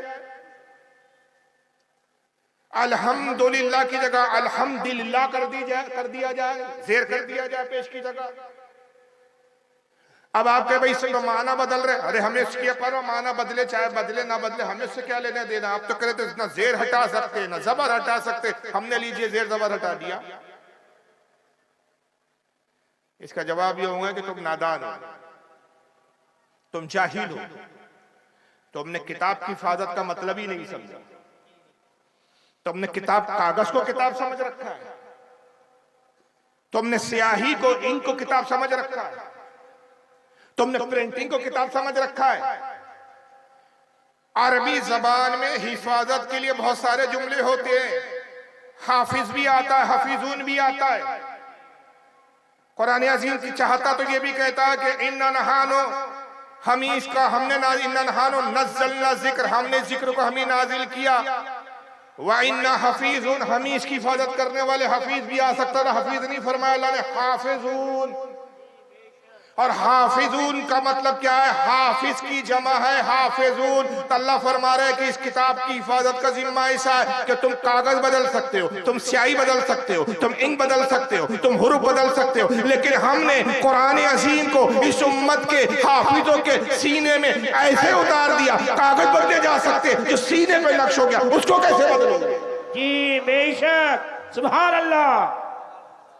और ऐसा हमने इस कुरान को मोजेजा बनाया कि बच्चे बच्चे के सीने में ये उतर जाता है। दुनिया में कोई कुरान के अलावा ऐसी किताब नहीं कि जिसका पूरा हाफिज हो और उस कौम का बच्चा भी उसको हिफ्ज करते हुए नजर आए। जी अरे हमारे यहाँ तो ऐसे ऐसे हाफिज पैदा करके अल्लाह ताला ने अपने कुरान अजीम को, अपने नबी के मौजूदे को जाहिर किया कि पैदा होने वालों में एक बच्चा पैदा हो रहा है, और जब वो 3 साढ़े 3 साल का बच्चा उम्र को पाता है, माँ हाथ पकड़ती है, एक उस्ताद के पास ले जाती है, कहती है उस्ताद मोहतरम मेरे बच्चे को पढ़ाइए। बच्चे से उस्ताद कहता है बेटा पढ़ो बिस्मिल्लाहिर्रहमानिर्रहीम, तो बच्चा पढ़ना शुरू करता है, बिस्मिल्लाहिर्रहमानिर्रहीम अल्हम्दुलिल्लाहि रब्बिल आलमीन अर्रहमानिर्रहीम मालिकी यौमिद्दीन इय्याका नअबुदु व इय्याका नस्तईन इहदिनस सिरातल मुस्तकीम सिरातल लज़ीना अनअमता अलैहिम गैरिल मग़दूबी अलैहिम वलद्दाल्लीन। बच्चा पढ़ता रहा, अलिफ लाम मीम ज़ालिकल किताबु ला रैब फीह, उस्ताद झूमता रहा, बच्चा पढ़ता रहा। 17 पारे बच्चे ने पढ़े और खामोश हो गया। सुभान अल्लाह। उस्ताद ने कहा बच्चे और पढ़ो, कहा बस इससे ज्यादा मैं नहीं पढ़ सकता। कहा बच्चे तुम्हारी माँ तो ये कहकर लाई है कि इसे कुरान पढ़ाओ, तुम तो पढ़े लिखे हो, तुम तो पढ़े पढ़ाए हो, तुम तो हाफिज कुरान हो, बताओगे 17 पारे किससे पढ़े? कहा मैंने किसी से नहीं पढ़े, दर हकीकत मेरी वालिदा मोहतरमा खुद हाफिज कुरान है। जब मैं अपनी माँ के शिकम में था, वो घर के कामकाज करती थी, कुरान की तिलावत करती थी, मैं अपनी माँ की कुरान की तिलावत को शिकम में सुन के याद कर लिया करता था। यहाँ तक कि जब वो 17 पारे तक मेरी विलादत हो गई, मेरी पैदाइश हो गई, खुदा की कसम अगर मैं अपनी माँ के शिकम में और कुछ दिन रहता और पारे हिफ्ज करके आता, उस्ताद माँ के पेट से 17 पारे पढ़कर आए हो, आगे बढ़ाना तुम्हारा काम। सुभान अल्लाह, सुभान अल्लाह, सुभान अल्लाह। कौन है ये बच्चा? ये हमारे गौसे आजम शेख अब्दुल कादिर जीलानी रज़ी अल्लाह ताला। सुभान अल्लाह। ऐसी हिफाजत की कि हमने माँ पेट बच्चों के सीनों में भी इस कुरान को उतार दिया। छोटे छोटे बच्चे हिफ्ज कर रहे हैं इसको। ऐसी हिफाजत का जिम्मा लिया अल्लाह ताला। यही वजह है कि आज दुनिया चाहती है कुरान को बदले, लेकिन वो हैरान है कि हम कुरान को बदले तो कैसे बदले? हम कागज बदल देंगे लेकिन हमारी चोरी पकड़ी जाती है, क्योंकि लाखों करोड़ों इसके हाफिज कुरान है। अरे हाल तो यह है कि अभी रमजान का महीना आएगा, तरावी शुरू होंगी, एक हाफिज साहब खड़े हैं पढ़ा रहे, गलती से जेर में भी गलती हो जाए तो पीछे लुकमा देने वाले खड़े हैं। जेर नहीं बदल पा रहा है, जबर नहीं बदल पा रहा है। जब जबान से जेर और जबर नहीं बदले जा सकते तो कागजों में बदल के करोगे तो क्या करोगे? यही वजह है कि स्वामी सद्दानंद एक शख्स गुजरा है, शुद्धिकरण तहरीक बनाई थी उसने कहा था हिंदुस्तान के जितने मुसलमान हैं सब हिंदू थे, इनको तलवार के जोर पे मुसलमान किया गया। जबरदस्ती इनको मुसलमान बनाया गया और ये आज तक ये प्रोपेगेंडा जारी है। और इस प्रोपेगेंडे का झूठ होना इससे ही साबित है कि अगर हमारे माँ बाप हमारे पूर्वजों को तलवार की जोर पर इस्लाम की तरफ लाया गया होता, हमें तो मालूम हो गया भाई कि हमारे बाप को जुल्म से किया गया, हम क्यों नहीं पलट के हिंदू हो रहे हैं फिर? भाई हमें तो पता चल गया ना कि हमारे माँ बाप के साथ बाप दादाओं के साथ जुल्म हुआ, जबरदस्ती उनका धर्म परिवर्तन कराया गया। अब हमें घर वापसी कर लेना चाहिए, लेकिन हम घर वापसी क्यों नहीं कर रहे? मरने के लिए तैयार है लेकिन इस्लाम छोड़ने के लिए तैयार नहीं।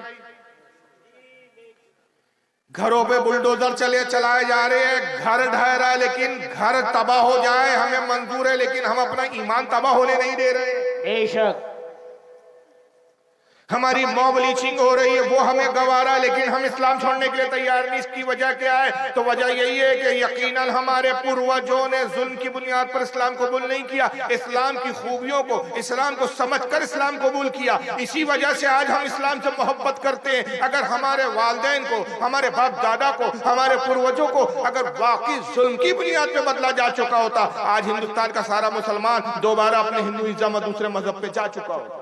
जी, हमारा ना लौटना इस बात की दलील है कि हमने इस्लाम की हक्कानियत को जानकर समझकर कबूल किया। स्वामी दयानंद सरस्वती उठा, शुद्धिकरण तहरीक बनाई, आला हज़रत फाजिल बरेलवी के जमाने का है। तहरीक का नाम रखा शुद्धिकरण तहरीक। ये धर्म छोड़कर अपवित्र हो गए, इनका शुद्धिकरण करना पड़ेगा। उसने मिशन चलाया कि सारे हिंदुस्तान के मुसलमानों को दोबारा हिंदुइज्म की तरफ लाएंगे, हम हिंदू मजहब की तरफ लाएंगे। इस्लाम के खिलाफ बोलना शुरू किया और उसे सबसे ज्यादा कुरान के खिलाफ बोलना शुरू किया और एक किताब लिखी जिसका नाम है सत्तारिक प्रकाश। ये ओरिजिनल किताब मेरे पास मौजूद है। कुरान पे उसने जगह जगह इतराज किया, कहा ये अल्लाह की किताब है ही नहीं बल्कि मोहम्मद ने अपनी तरफ से गढ़ी है। माज़अल्लाह। मौलाना नईमुद्दीन मुरादाबादी रहमतुल्लाह ताला अलैह आला हज़रत के खलीफाओं में थे, खुलफा में से थे। और जो आला हज़रत का तर्जुमा कुरान छपता है कंजुल ईमान, उस पे जो तफसीर छपती है मौलाना नईमुद्दीन साहब की छपती है। जी, हज़रत अल्लामा सैयद नईमुद्दीन मुरादाबादी रहमतुल्लाह अलैह ने एक मरतबा इसको चैलेंज किया और एक जगह मुठभेड़ हो गई। एक गांव में दयानंद सरस्वती पहुंचा, हज़रत को पता चला, हज़रत भी पहुंच गया और 20 जलसे में जाके स्टेज पर घेर लिया। कहा कुरान के खिलाफ तुम बहुत बोल चुके, बहुत भोग चुके, आओ मुनाजरा करो। उसने कहा मौलवी साहब मुनाजरे से क्या होगा, सिर्फ बहस होती है, मुबाहिसा होता है, हल नहीं निकलता। आपने कहा चलो मुनाजरा छोड़ो, मैं तुमको एक चैलेंज करता हूं, उसको कबूल कर लो। मैं सिर्फ तुम्हारे ही मजहब की किताबों को चैलेंज नहीं करता, बल्कि दुनिया में जितनी किताबें, जितने मजहब की किताबें सब ले आओ। हम भी कुरान ले आते हैं, तुम अपने ग्रंथों को ले आओ, तुम अपनी रामायण को लाओ, तुम अपनी महाभारत को लाओ, तुम अपनी जो है गीता को लाओ, तुम अपने पुराणों को लाओ, तुम अपने जो है यजुर्वेद, सामवेद, अथर्ववेद लाओ, जितने तुम्हारे वेद है उनको ले आओ, सारी मजहबी किताबें तुम लाओ। हम भी कुरान लाते हैं, इंजील भी लाओ, तौरेत भी लाओ, जबूर भी लाओ, सारी किताबें लाओ और सारी किताबों को समुंदर के हवाले कर दो। और जब सारी किताबें खत्म हो जाए दुनिया से, तो हर मजहब के मानने वाले से कहो अब अपनी किताब दोबारा लिखो।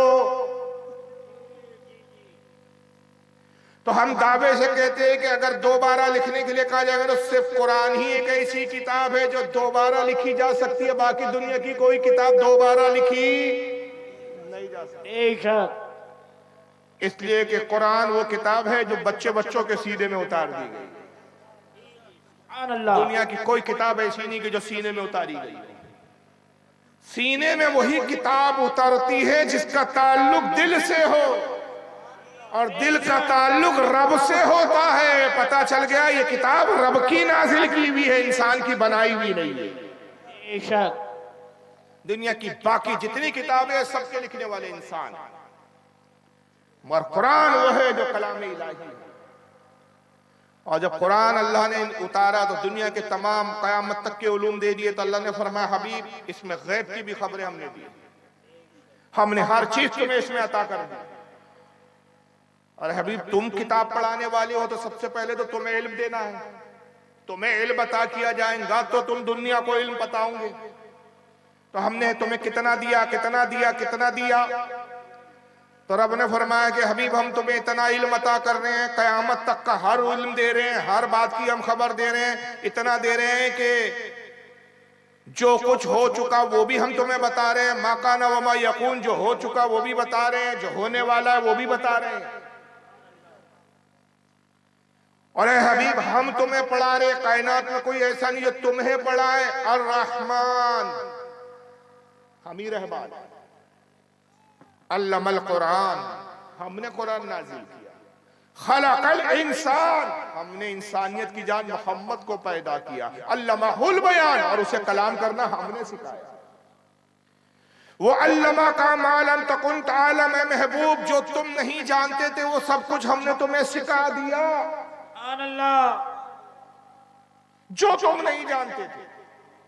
अब आप अपने ज़हन फिक्र से जो भी ख्याल करो कि हुजूर ये नहीं जानते होंगे, तो आपकी बात रद्द हो गई कि अल्लाह फरमा रहा है महबूब जो नहीं जानता था वो हमने सिखा दिया।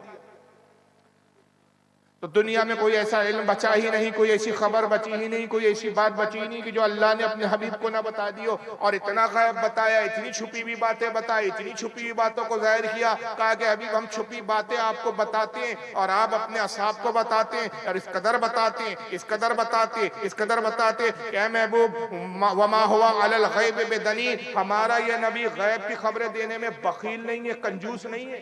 बेशक हम बताते हैं, ये उम्मत पे जाहिर करता है। मगर फिर मुसलमानों में ही एक तबका ऐसा पैदा होता है कि जो फिर कुछ ऐसी बातें करता है कि जो कुफ्फारों ने भी नहीं की थी। वहां से फिर हमारे इख्तिलाफ का एक नया सिलसिला शुरू हो जाता है। अभी आपने कुरान अजीम की अजमत को सुना। कुरान के उलूम रसूल पर नाजिल किए गए। उलमा ने कहा कि कुरान अजीम रसूलुल्लाह का सबसे अजीम मोजिज़ा है। मगर एक जमात आई, आपके इलाके में भी है, मगर अफसोस यह है कि आप उनकी अकीदों से वाकिफ नहीं। याद रखिए, हाथी के दांत दिखाने के और होते हैं, खाने के और होते हैं। खाने वाले दांत नजर नहीं आते, दिखाने वाले दांत दिखते और काम के कुछ होते नहीं, शो के होते हैं। वो दांत से हाथी खाता नहीं है।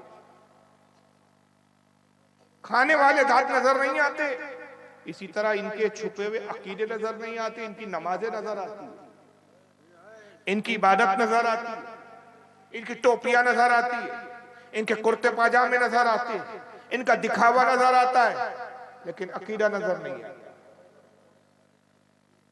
और याद रखिए कि बीमारी डॉक्टर को नजर आती है, मरीज को भी खुद समझ में नहीं आता कि मुझे क्या बीमारी है, जबकि बीमारी मरीज में होती है। लेकिन इस जिस्म के अंदर क्या बीमारी है इसको कौन बताता है? बोलिए। दीन के डॉक्टर उलमा होते हैं। उलमा बताते हैं कि इसके अंदर जो है, इसके जो दिखाने वाले दांत और है, जो खाने वाले दांत जो नजर नहीं आ रहे, वो क्या खा रहे हैं और वो है क्या, वो है कैसे। तो अब इनका अकीदा कैसे पता चलेगा, इनके अंदर की बात कैसे पता चलेगी, जो इनके मौलवी किताबों में लिखकर चले गए। एक किताब लिखी गई इसी जमात के आलिम साहब की तरफ से। मैं आपके सामने किताब का स्कैन पेज आपको दिखा रहा हूं, और इस वक्त ओरिजिनल वो किताब मेरे टेबल पे मौजूद है। आइए देखिए, यह किताब स्क्रीन पे आपको नजर आ रही होंगी, अल बराहिल कातिया, दिख रही है? और ये है ओरिजिनल मेरे पास टेबल पे, जो आपको स्क्रीन पे दिख रही है। ये आज भी छप रही है उर्दू जबान में। इसके लिखने वाले मौलवी खलील अहमद अम्बेटवी है, मौलाना खलील अहमद अम्बेटवी, जिनको तबलीगी जमात वाले मानते हैं, देवबंदी मानते हैं। तबलीगी जमात जिन्होंने बनाई थी उनका नाम था मौलवी इलियास कांदेलवी, उनके उस्ताद थे। देवबंद मदरसे में थे, देवबंद मदरसे के उस्ताद रहे, पढ़ाया भी इन्होंने। अल बराहिल कातिया लिखी सफा नंबर 63 पे इन्होंने अपने मदरसे की तारीफ बयान करते हुए देखिए क्या झूठ गढ़ा इन्होंने। उर्दू जबान में किताब है, उर्दू थोड़ी सी हार्ड है आपके एतबार से, हालांकि हमारे इलाकों में ऐसी इतनी ये आम उर्दू है, लेकिन आपके यहाँ ये भी थोड़ी हार्ड है। मैं फिर भी अल्फाज आसान करूंगा इसके। मौलवी खलील अहमद अम्बेडवी कहते हैं कि मदरसे देवबंद की अजमत हक ताला की दरगाह पाक में बहुत है। हक ताला यानी कौन? बोलो, अल्लाह ताला। अल्लाह की बारगाह में देवबंद के मदरसे की अजमत क्या है? बहुत है। अल्लाह को बड़ा मकबूल मदरसा है ये, अल्लाह की बारगाह में बड़ा पसंदीदा मदरसा। क्यों पसंदीदा ये मदरसा? आगे लिखते हैं कि सदहा आलिम यहां से पढ़कर गए। सदहा यानी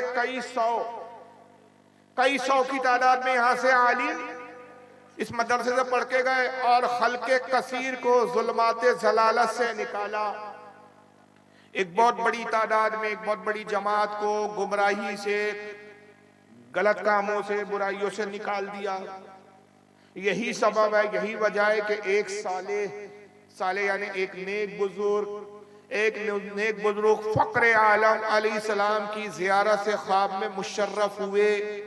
कहते यही वजह है कि एक नेक बुजुर्ग, कौन बुजुर्ग थे, उनका नाम अता पता कुछ नहीं, सब गुमनाम बुजुर्ग होते हैं देवबंद। और याद रखिए, जब किसी का नाम और खबर ना हो तो खबर कैसी होती है? झूठी। इसीलिए पता चला कि अपने मदरसे की अजमत बताने के लिए झूठ गढ़ा गया। कहते हैं कि एक नेक साले बुजुर्ग फक्र आलम यानी रसूलुल्लाह सल्लल्लाहु अलैहि वसल्लम की ख्वाब में ज़ियारत से मुशर्रफ हुए। हुजूर को ख्वाब में देखा उन्होंने, तो आपको उर्दू में कलाम करते देखकर पूछा, आपको यह कलाम कहां से आ गई? हुजूर उस बुजुर्ग से उर्दू जबान में बातचीत करने लगे तो बुजुर्ग को हैरानी हुई और उन्होंने कहा, या रसूलल्लाह आपको ये उर्दू कहां से आ गई? आप तो अरबी हैं, आप तो अरब के रहने वाले हैं, आपकी जबान अरबी है, आप उर्दू कैसे बोल रहे हैं? फरमाया, यानी रसूलुल्लाह ने जवाब में फिर फरमाया कि जब से उलमाए मदरसे देवबंद से हमारा मामला हुआ, हमको ये जबान आ गई। नाउज़ुबिल्लाह। फिर कहते हैं सुभान अल्लाह, इससे रुतबा इस मदरसे का मालूम हुआ। इस मदरसे का रुतबा देखो, इस मदरसे का मकाम देखो कि रसूल को उर्दू नहीं आती थी। जब ये देवबंद का मदरसा बना, हुजूर इस मदरसे में आने जाने लगे और फिर हमारे देवबंद के मौलाना से उर्दू उन्होंने सीख लिया। अस्तगफिरुल्लाह, नाउज़ुबिल्लाह मिन ज़ालिक। मुझे आपसे एक सवाल पूछना है और मैं आपसे पूछना चाहता हूं, मुझे ये बताओ, पूरी कायनात में कोई ऐसी जात है जो रसूल को सिखा सके? हमारे नबी को किसने सिखाया, किसने पढ़ाया? अल्लाह। अर्रहमान वही रहमान है। अर्रहमान रहमान खलकल कुरान। अर्रहमान अल्लमल कुरान, उसी ने कुरान नाजिल किया।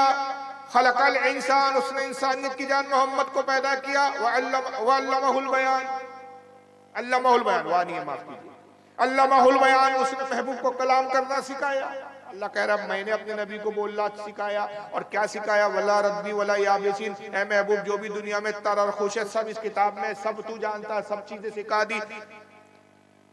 वअल्लमा कम्मा लम तकुन तालम, जो तू नहीं जानता था वो हमने सिखा दिया। अल्लाह फरमा रहा है जो तू नहीं जानता था मैंने सिखाया। लेकिन देवबंद के मौलवी 14 साल बाद कह रहे अल्लाह तूने सब सिखाया था, उर्दू जबान तुझसे भी छूट के रह गई थी, वो हमने सिखा दिया। कोर्स अनकम्प्लीट था, वो कोर्स को हमने मुकम्मल कर दिया। क्या ये रसूलुल्लाह की गुस्ताखी नहीं है कि ये हुजूर का उस्ताद बनने चले? क्योंकि मेरे नबी सारी कायनात को पढ़ाने आए थे, कायनात से पढ़ने नहीं आए थे। मेरे नबी सिखाने आए थे, सीखने नहीं आए थे जी। उनका सिखाने वाला परवरदिगार है। उनकी तो शान ये है कि हदीस पाक में आता है, रिवायतों में आता है कि आका ने एक मर्तबा अपने कुछ सहाबा को जमा किया और कहा कि मेरे सहाबा, मैं चाहता हूं कि तुम दुनिया के मुख्तलिफ इलाकों में जाओ और दीन की खिदमत करो, दीन की तबलीग करो। ज़हीन और अक्लमंद जो सहाबा थे, जो बहुत ज्यादा पढ़े लिखे दानिशमंद थे, उनको बुलाया और कहा कि फुला इब्ने फुला तुम यमन जाओ और वहां दीन की खिदमत करो। ऐ फुला इब्ने फुला तुम मिस्र जाओ और दीन की खिदमत करो। ऐ फुला इब्ने फुला तुम रोम की तरफ जाओ, दीन की खिदमत करो। ऐ फुला इब्ने फुला तुम जो है फुला इलाके में जाओ, इराक जाओ, दीन की खिदमत करो। तुम ईरान की तरफ जाओ, दीन की खिदमत करो। मुख्तलिफ इलाकों के नाम दिए और सहाबा से कहा इन इलाकों में तुम जाओ और हमारे दीन को पहुंचाओ। साहबा खामोश हो गया और फिर बड़े अदब से अर्ज करते कि या रसूल अल्लाह सल्लल्लाहु अलैहि वसल्लम, आपका हुक्म सर आंखों पर आता, लेकिन आप जिन इलाकों की तरफ हमें भेजना चाहते हैं वहां की जबानें दूसरी है, हमारी जबान दूसरी है। वो हमारी जबान नहीं समझते, हम उनकी जबान नहीं समझते। हम अपनी बात उन्हें कैसे समझाएंगे, वो अपनी बात हमें कैसे समझाएंगे।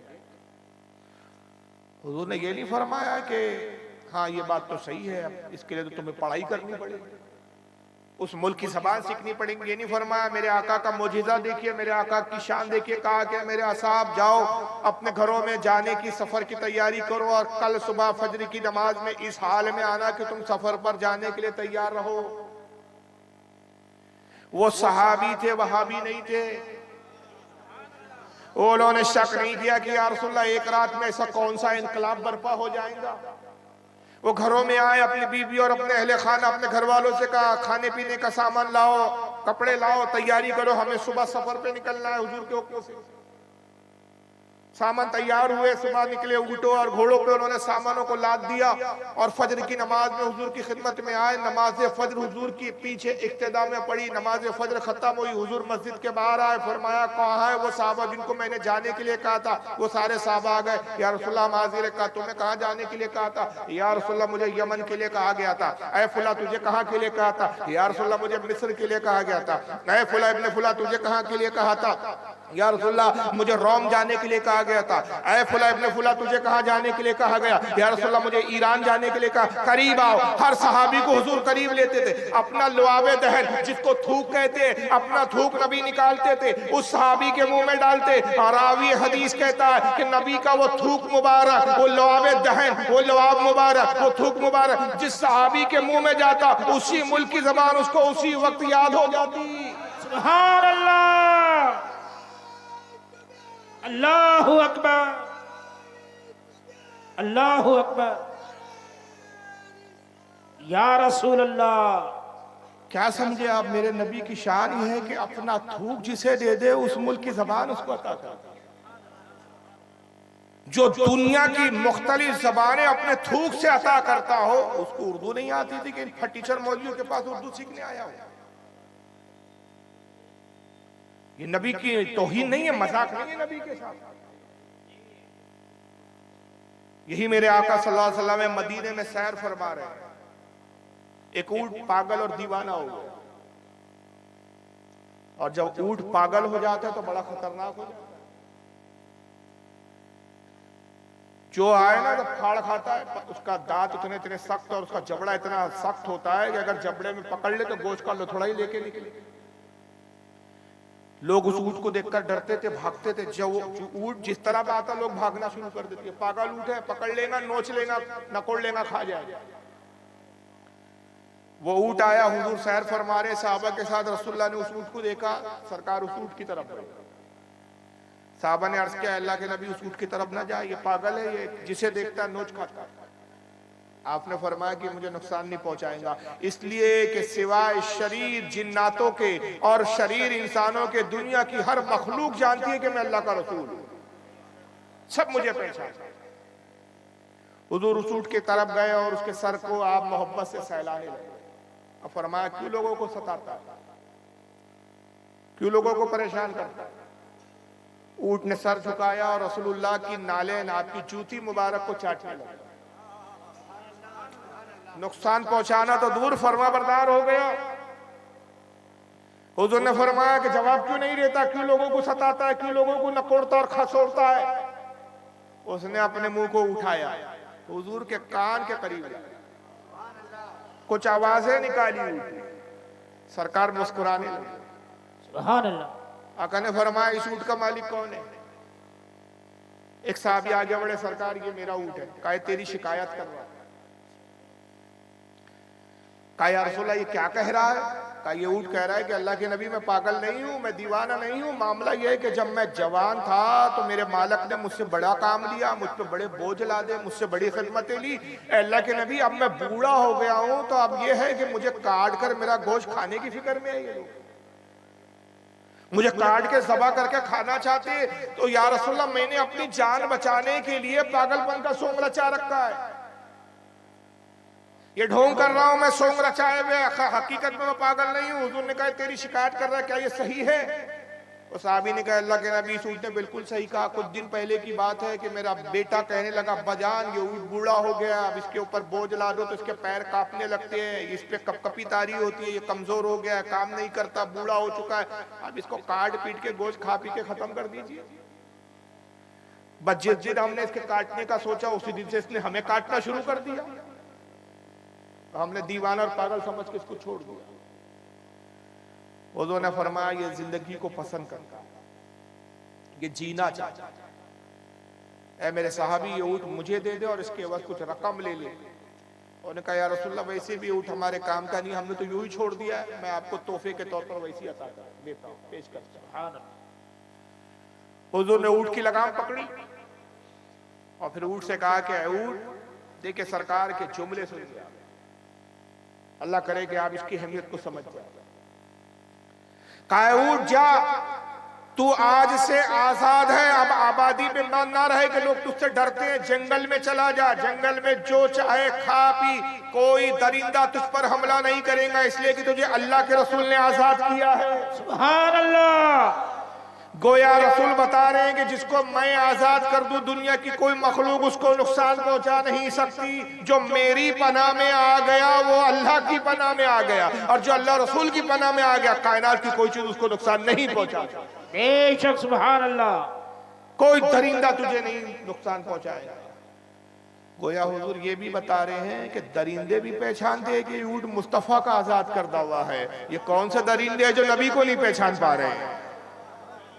जी ये कौन से दरिंदे? ऊँट खुश हुआ और ऊँट ने फिर अपने मुंह को उठाया, हुजूर के कान के करीब आया, फिर आवाज निकाली और इस मर्तबा ऊँट रो रहा था,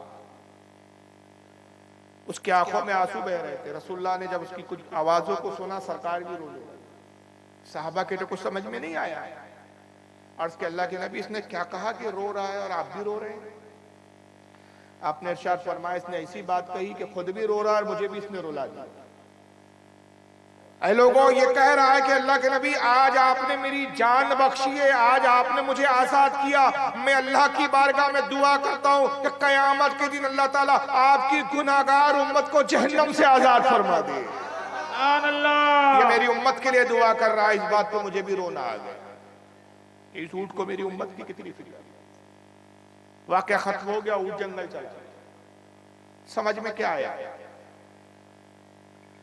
समझाने और समझने वाली बात यह है कि मेरे आका वो है, अल्लाह ने वो इल्म दिया कि जानवरों तक की जबान मेरे मुस्तफा जाने।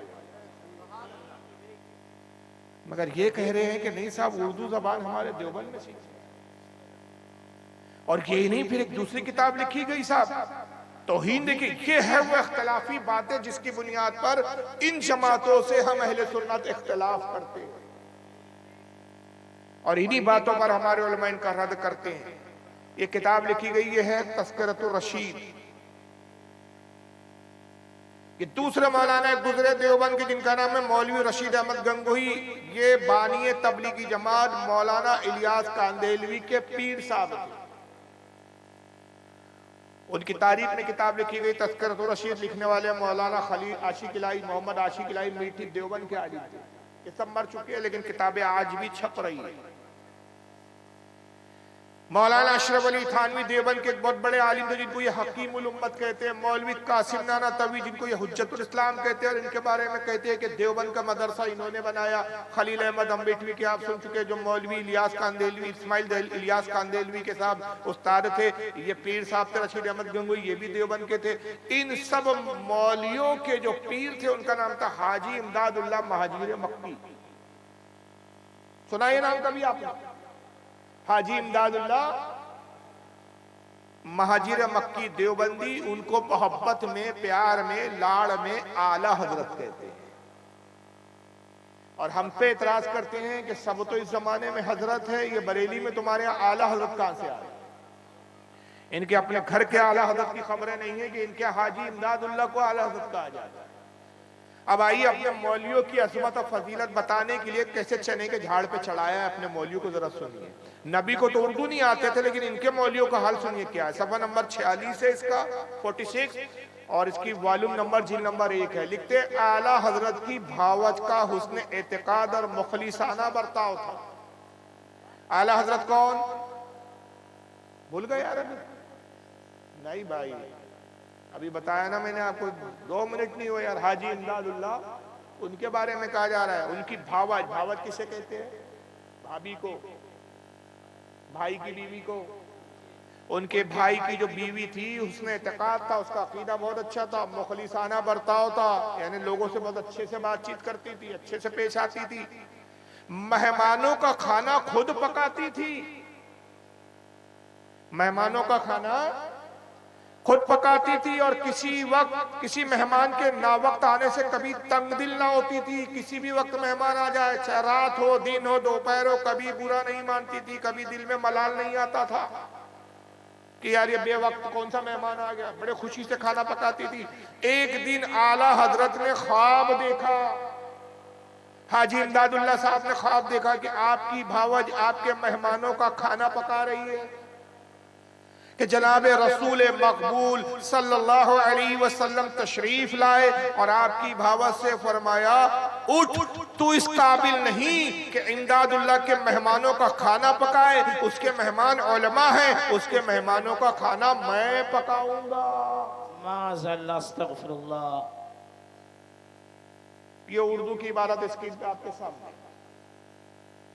कौन थे हाजी इमदादुल्लाह के मेहमान? उलमा, रशीद अहमद गंगोही, अशरफ अली थानवी, कासिम नाना तवी, खलील अहमद अम्बेटवी, ये लोग थे। रसूलुल्लाह आए और कहा, तेरी क्या मजाल कि तू ऐसे बड़े बड़े मौलाना और आलिमों का खाना बनाए, इनका खाना मैं खुद बनाऊंगा। और रसूलुल्लाह को यहाँ बावर्ची बनाया, देवबंद बुला के अपना शागिर्द बनाया। मैं आपसे एक छोटा सा सवाल करता हूं, उसी से ये बात कितनी गुस्ताखाना है ये आप पे जाहिर हो जाए। आज अगर फारूक आजम जाहिरी हयात में होते, जाहिर हमारा तो अकीदा है कि आप जिंदा है, हर वली जिंदा, हर साहबी जिंदा, हर नबी जिंदा है। अगर जाहिर में होते, उनके सामने कोई कहता है कि भाई हमारे देवबंद के मदरसे के आलिम बहुत बड़े हैं, रसूलुल्लाह उनका खाना पकाने आए, तो फारूक आजम क्या करते सुनते? क्यों भाई, बोर हो रहे क्या? उठ के जा रहे हो? हा? गाना गाऊं क्या? वो बंगाली में जो गाने गाते हैं आपके यहाँ, कब सुनोगे ये तकरीर इस तरह की? अभी वो लन तरानी तकरीरें सुनाओ तो बड़ा मजा आता है सबको। दुनिया कहाँ जा रही है और आप लोग कहाँ जा रहे हैं, अल्लाह ही मालूम है। यहाँ का समझ भी ही नहीं आता यहाँ का मिजाज मुझे। वो तो शुक्र है कि उलमा बैठे हैं, वरना यहाँ के जलसों में तो उलमा भी स्टेज से उठ के भागते हैं। बुखारी और मुस्लिम का तो नाम भी नहीं सुनते यहाँ के मौलाना। और हमारे उधर बम्बई वगैरह में तकरीर करो तो वहाँ हदीस के बगैर बात नहीं होती। हदीस बताओ बोलते हैं, फजूल किस्से कहानी मत सुनाओ। मगर आप क्या तो क्या सुनते पता ही नहीं, बस गाने सुनते हैं। गाने के लहजे में सुनाइए रात में तो बड़ा मजा आता है आप लोगों को। बात कोई मतलब की नहीं रहती, इल्म कौड़ी भर का हासिल नहीं, मालूमात कुछ नहीं हो रही है कि क्या मसला है। जिंदगियां गुजर रही, पता ही नहीं चल रहा है कि देवबंदियों से इख्तिलाफ क्या है। उनका भी साथ उठ रहे बैठ रहे, उनकी लड़कियां ला रहे, उनकी लड़कियां दे रहे, खा रहे पी रहे, अकल होश ही नहीं, समझ में ही नहीं आ रहा है कि भाई ये इख्तिलाफ कुफ्र और ईमान का है, और जहाँ कुफ्र और ईमान का इख्तिलाफ हो वहां रिश्तेदारियां नहीं होती, निके नहीं होते, एक दूसरे के पीछे नमाजें नहीं होती, जब तक कि इन गुस्ताखियों से तौबा ना कर ली जाए। मगर इस तरह की तकरीरें सुनते ही नहीं आप लोगों का, बड़ा प्रॉब्लम है। बहरहाल मैं कह रहा था, फारूक आजम होते क्या करते? पेशानी चूमते, कहते यार तुम तो बहुत ग्रेट लोग हो यार कि रसूल ने तुम्हारा खाना पकाया। तो कम बख्तो, हम तो नबी के पैर में कांटा भी चुभ जाए इसको भी गवारा नहीं करते थे। हम तो आका के ऐसे गुलाम थे कि हुजूर कितनी नाजबरदारी करते थे, तुमने हमारे आका को बावर्ची बना दिया। मगर ये फर्का ऐसा है कि ये गुस्ताखी मानकर तौबा नहीं करता, उसकी तावील करता। तावील मतलब बातें बनाता। पाकिस्तान में इनके एक मौलाना है इलियास घुम्मन, वो इसका जवाब देते हुए कहते हैं, जब मैंने बहुत अरसा पहले इस पर एतराज किया, तकरीबन 10-12 साल पहले की तकरीर थी मेरी, उन्होंने कहा कि साहब इसमें कोई रसूल की गुस्ताखी नहीं है, समझ का फेर है। फारूक रज़वी खामोखा खींचतान के उसको गुस्ताखी बता रहा है।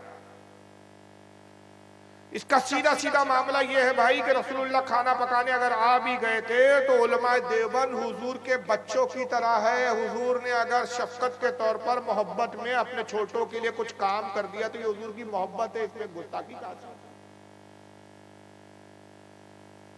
अब ये सुनने के बाद तो बोली हाँ यार बात तो सही है।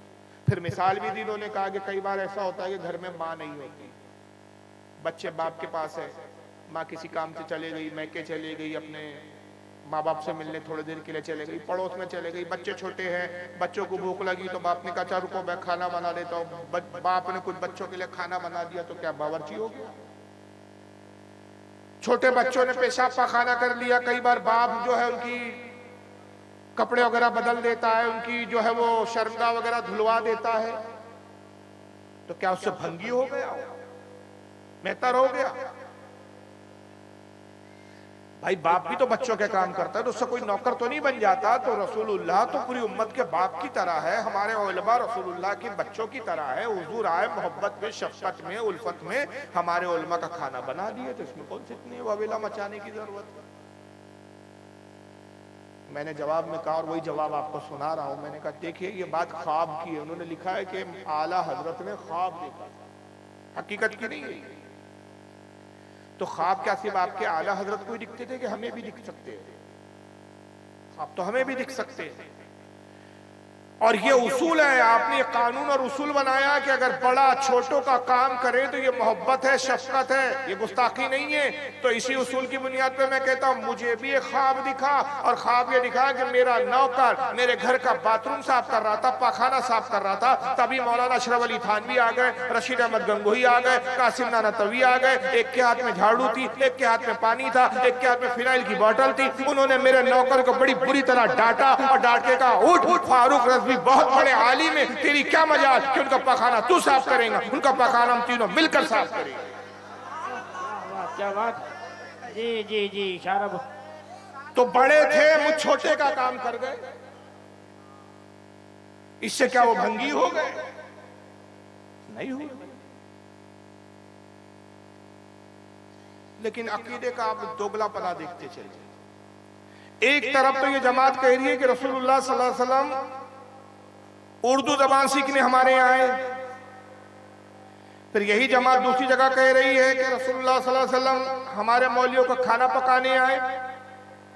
अब दूसरी तरफ इसी जमात का एक दोगलापना देखिए। एक किताब लिखी जाती है, इसका नाम है अल तक़वियतुल ईमान। ये है वो किताब, छोटी सी देखिए हाथ में। इन सब के जिन मौलवियों की मैं बात कर रहा हूं, इन सब के सबसे बड़े अल्लामा जो माने जाते हैं मौलवी इस्माइल अश-शहीद कहते हैं। मौलवी इस्माइल दहलवी, इन्होंने किताब लिखी तक़वतुल ईमान। इसमें रसूलुल्लाह के बारे में एक झूठी हदीस गढ़ी, और झूठी हदीस लिखते हुए सफ़ा नंबर 100 पे लिखा कि रसूल ने ये फरमाया मैं भी एक दिन मरकर मिट्टी में मिलने वाला हूं। माज़ाल्लाह। तो कब सजदे के लायक? यानी कहते हैं कि रसूलुल्लाह सल्लल्लाहु अलैहि वसल्लम भी मरकर मिट्टी में मिल गए। और हमारा अकीदा क्या है बोलिए? रसूलुल्लाह जिंदा है कि मुर्दा है? जिंदा मानते हैं ना? हमारी गुफ्तगू को सुनते हैं कि नहीं सुनते? आका ने फरमाया मेरा उम्मती जब मुझ पर दुरूद पढ़ता है तो मैं उसको सुनता हूं। मगर आइए इसी जमात के मौलवी इस्माइल के फतवे पे अमल करने वाले मौलवियों की आप गुफ्तगू सुने। ये एक मौलवी साहब है, इनका नाम है फसीउद्दीन हैदराबाद। जरा इनको सुनिए क्या क्या।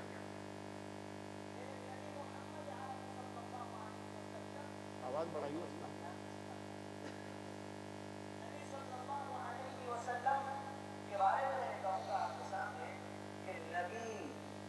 मोहम्मद सल्लल्लाहु अलैहि वसल्लम, रसूल मोहम्मद सल्लल्लाहु अलैहि वसल्लम, उनकी कब्र मुबारक जिंदा नहीं।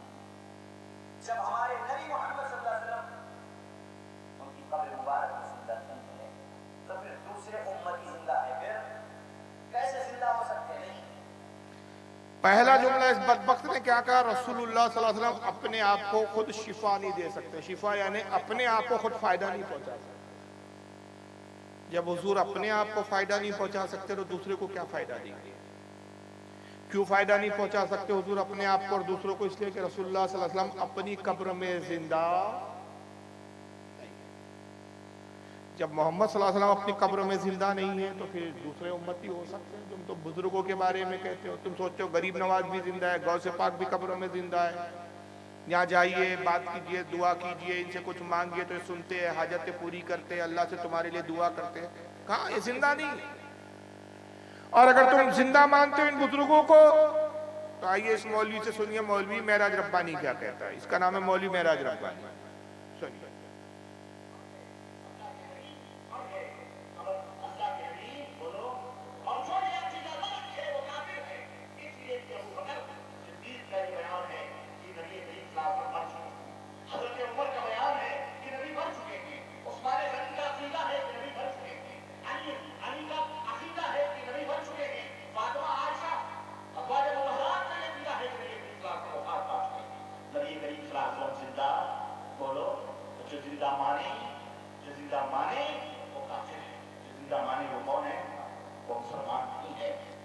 जो जिंदा मारे नबी को वो कौन है?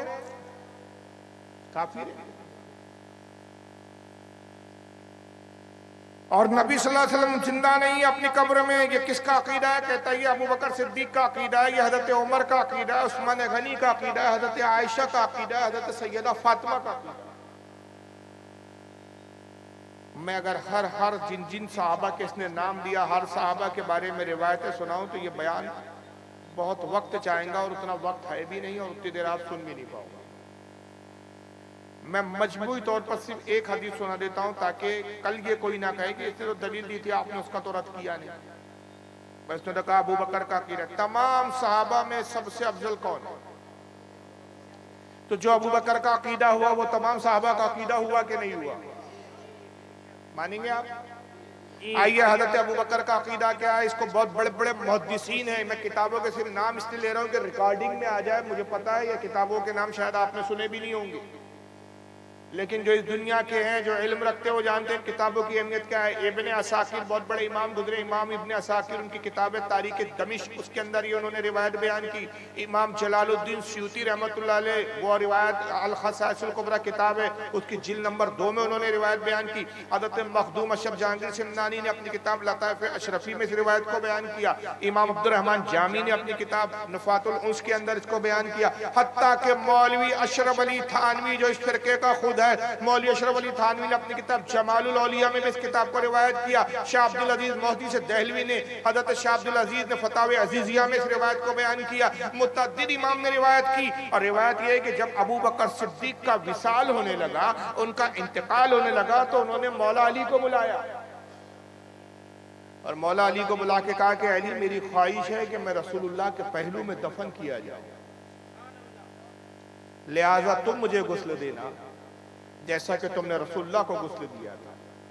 तुम ही मुझे कफन पहनाना, तुम ही मेरी नमाज जनाजा पढ़ना, और जब जनाजा तैयार हो जाए मेरी ख्वाहिश है कि मैं रसूल के पहलू में, रसूल के बाजू दफन किया जाऊं, तो मेरी जनाजे को हुजूर के पास ले जाना और रसूलुल्लाह से इजाजत ले लेना।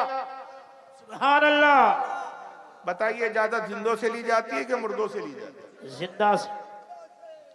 गोया अबू बकर ये अकीदा दे रहे कि मेरे आका सुनते भी है और इजाजत देने की ताकत भी रखते हैं। सुभान अल्लाह। तमाम सहाबा के दरमियान में वसीयत हो रही है, कोई सहाबा ये एतराज नहीं करता अबू बकर रसूल को तो मरे हुए जमाना गुजर गया, 2 साल का अरसा हो गया, हुजूर तो माज़अल्लाह नौज़ुबिल्लाह मरकर मिट्टी हो चुके होंगे, अब हुजूर कैसे इजाजत दे सकते हैं? क्या कब्रों से भी आवाज आ सकती है? ये तो अकीदा जायज नहीं है। कोई सहाबी इतराज नहीं कर रहा। पता चला हर सहाबी का अकीदा वही था जो अबू बकर सिद्दीक का अकीदा था। बेशक, सुभान अल्लाह। वही हुआ। रावी हदीस कहते हैं कि वसीयत के मुताबिक अली ने गुस्ल दिया, नमाज जनाजा पढ़ाई, जनाजा तैयार हुआ, रसूलुल्लाह के रोजे के पास अबू बकर का जनाजा लेकर पहुंचे, मैयत लेकर पहुंचे, और रसूल के रोजे का दरवाजा बंद था। हजरत अबू बकर को जनाजा रख दिया गया। हजरत अली और हजरत फारूक आजम उमर फारूक आगे बढ़ते हैं। रावी कहता है हुजूर के रोजे का, हुजूर के हुजरे के दरवाजे को खोला नहीं गया, दरवाजा बंद था। दरवाजे के बाहर से हजरत अली आवाज देके कहते या रसूल अल्लाह ये अबू बकर सिद्दीक है जो आपके रफीक गार है, ये अबू बकर सिद्दीक है जो आपके ससुर है, ये अबू बकर सिद्दीक है जो आपके अजीम सहाबी है, आपके महबूब तरीन सहाबी है। ऐ अल्लाह के नबी, ये आपके पहलू में दफन होने की इजाजत चाहते हैं, इजाजत हो तो हम दफन करें। और रावी कहता है रसूल के रोजे का दरवाजा खुद ब खुद खुला, कब्र रसूल को जंबिश हुई और कब्र से आवाज आई और रफीक को रफीक से मिला दो। सुभान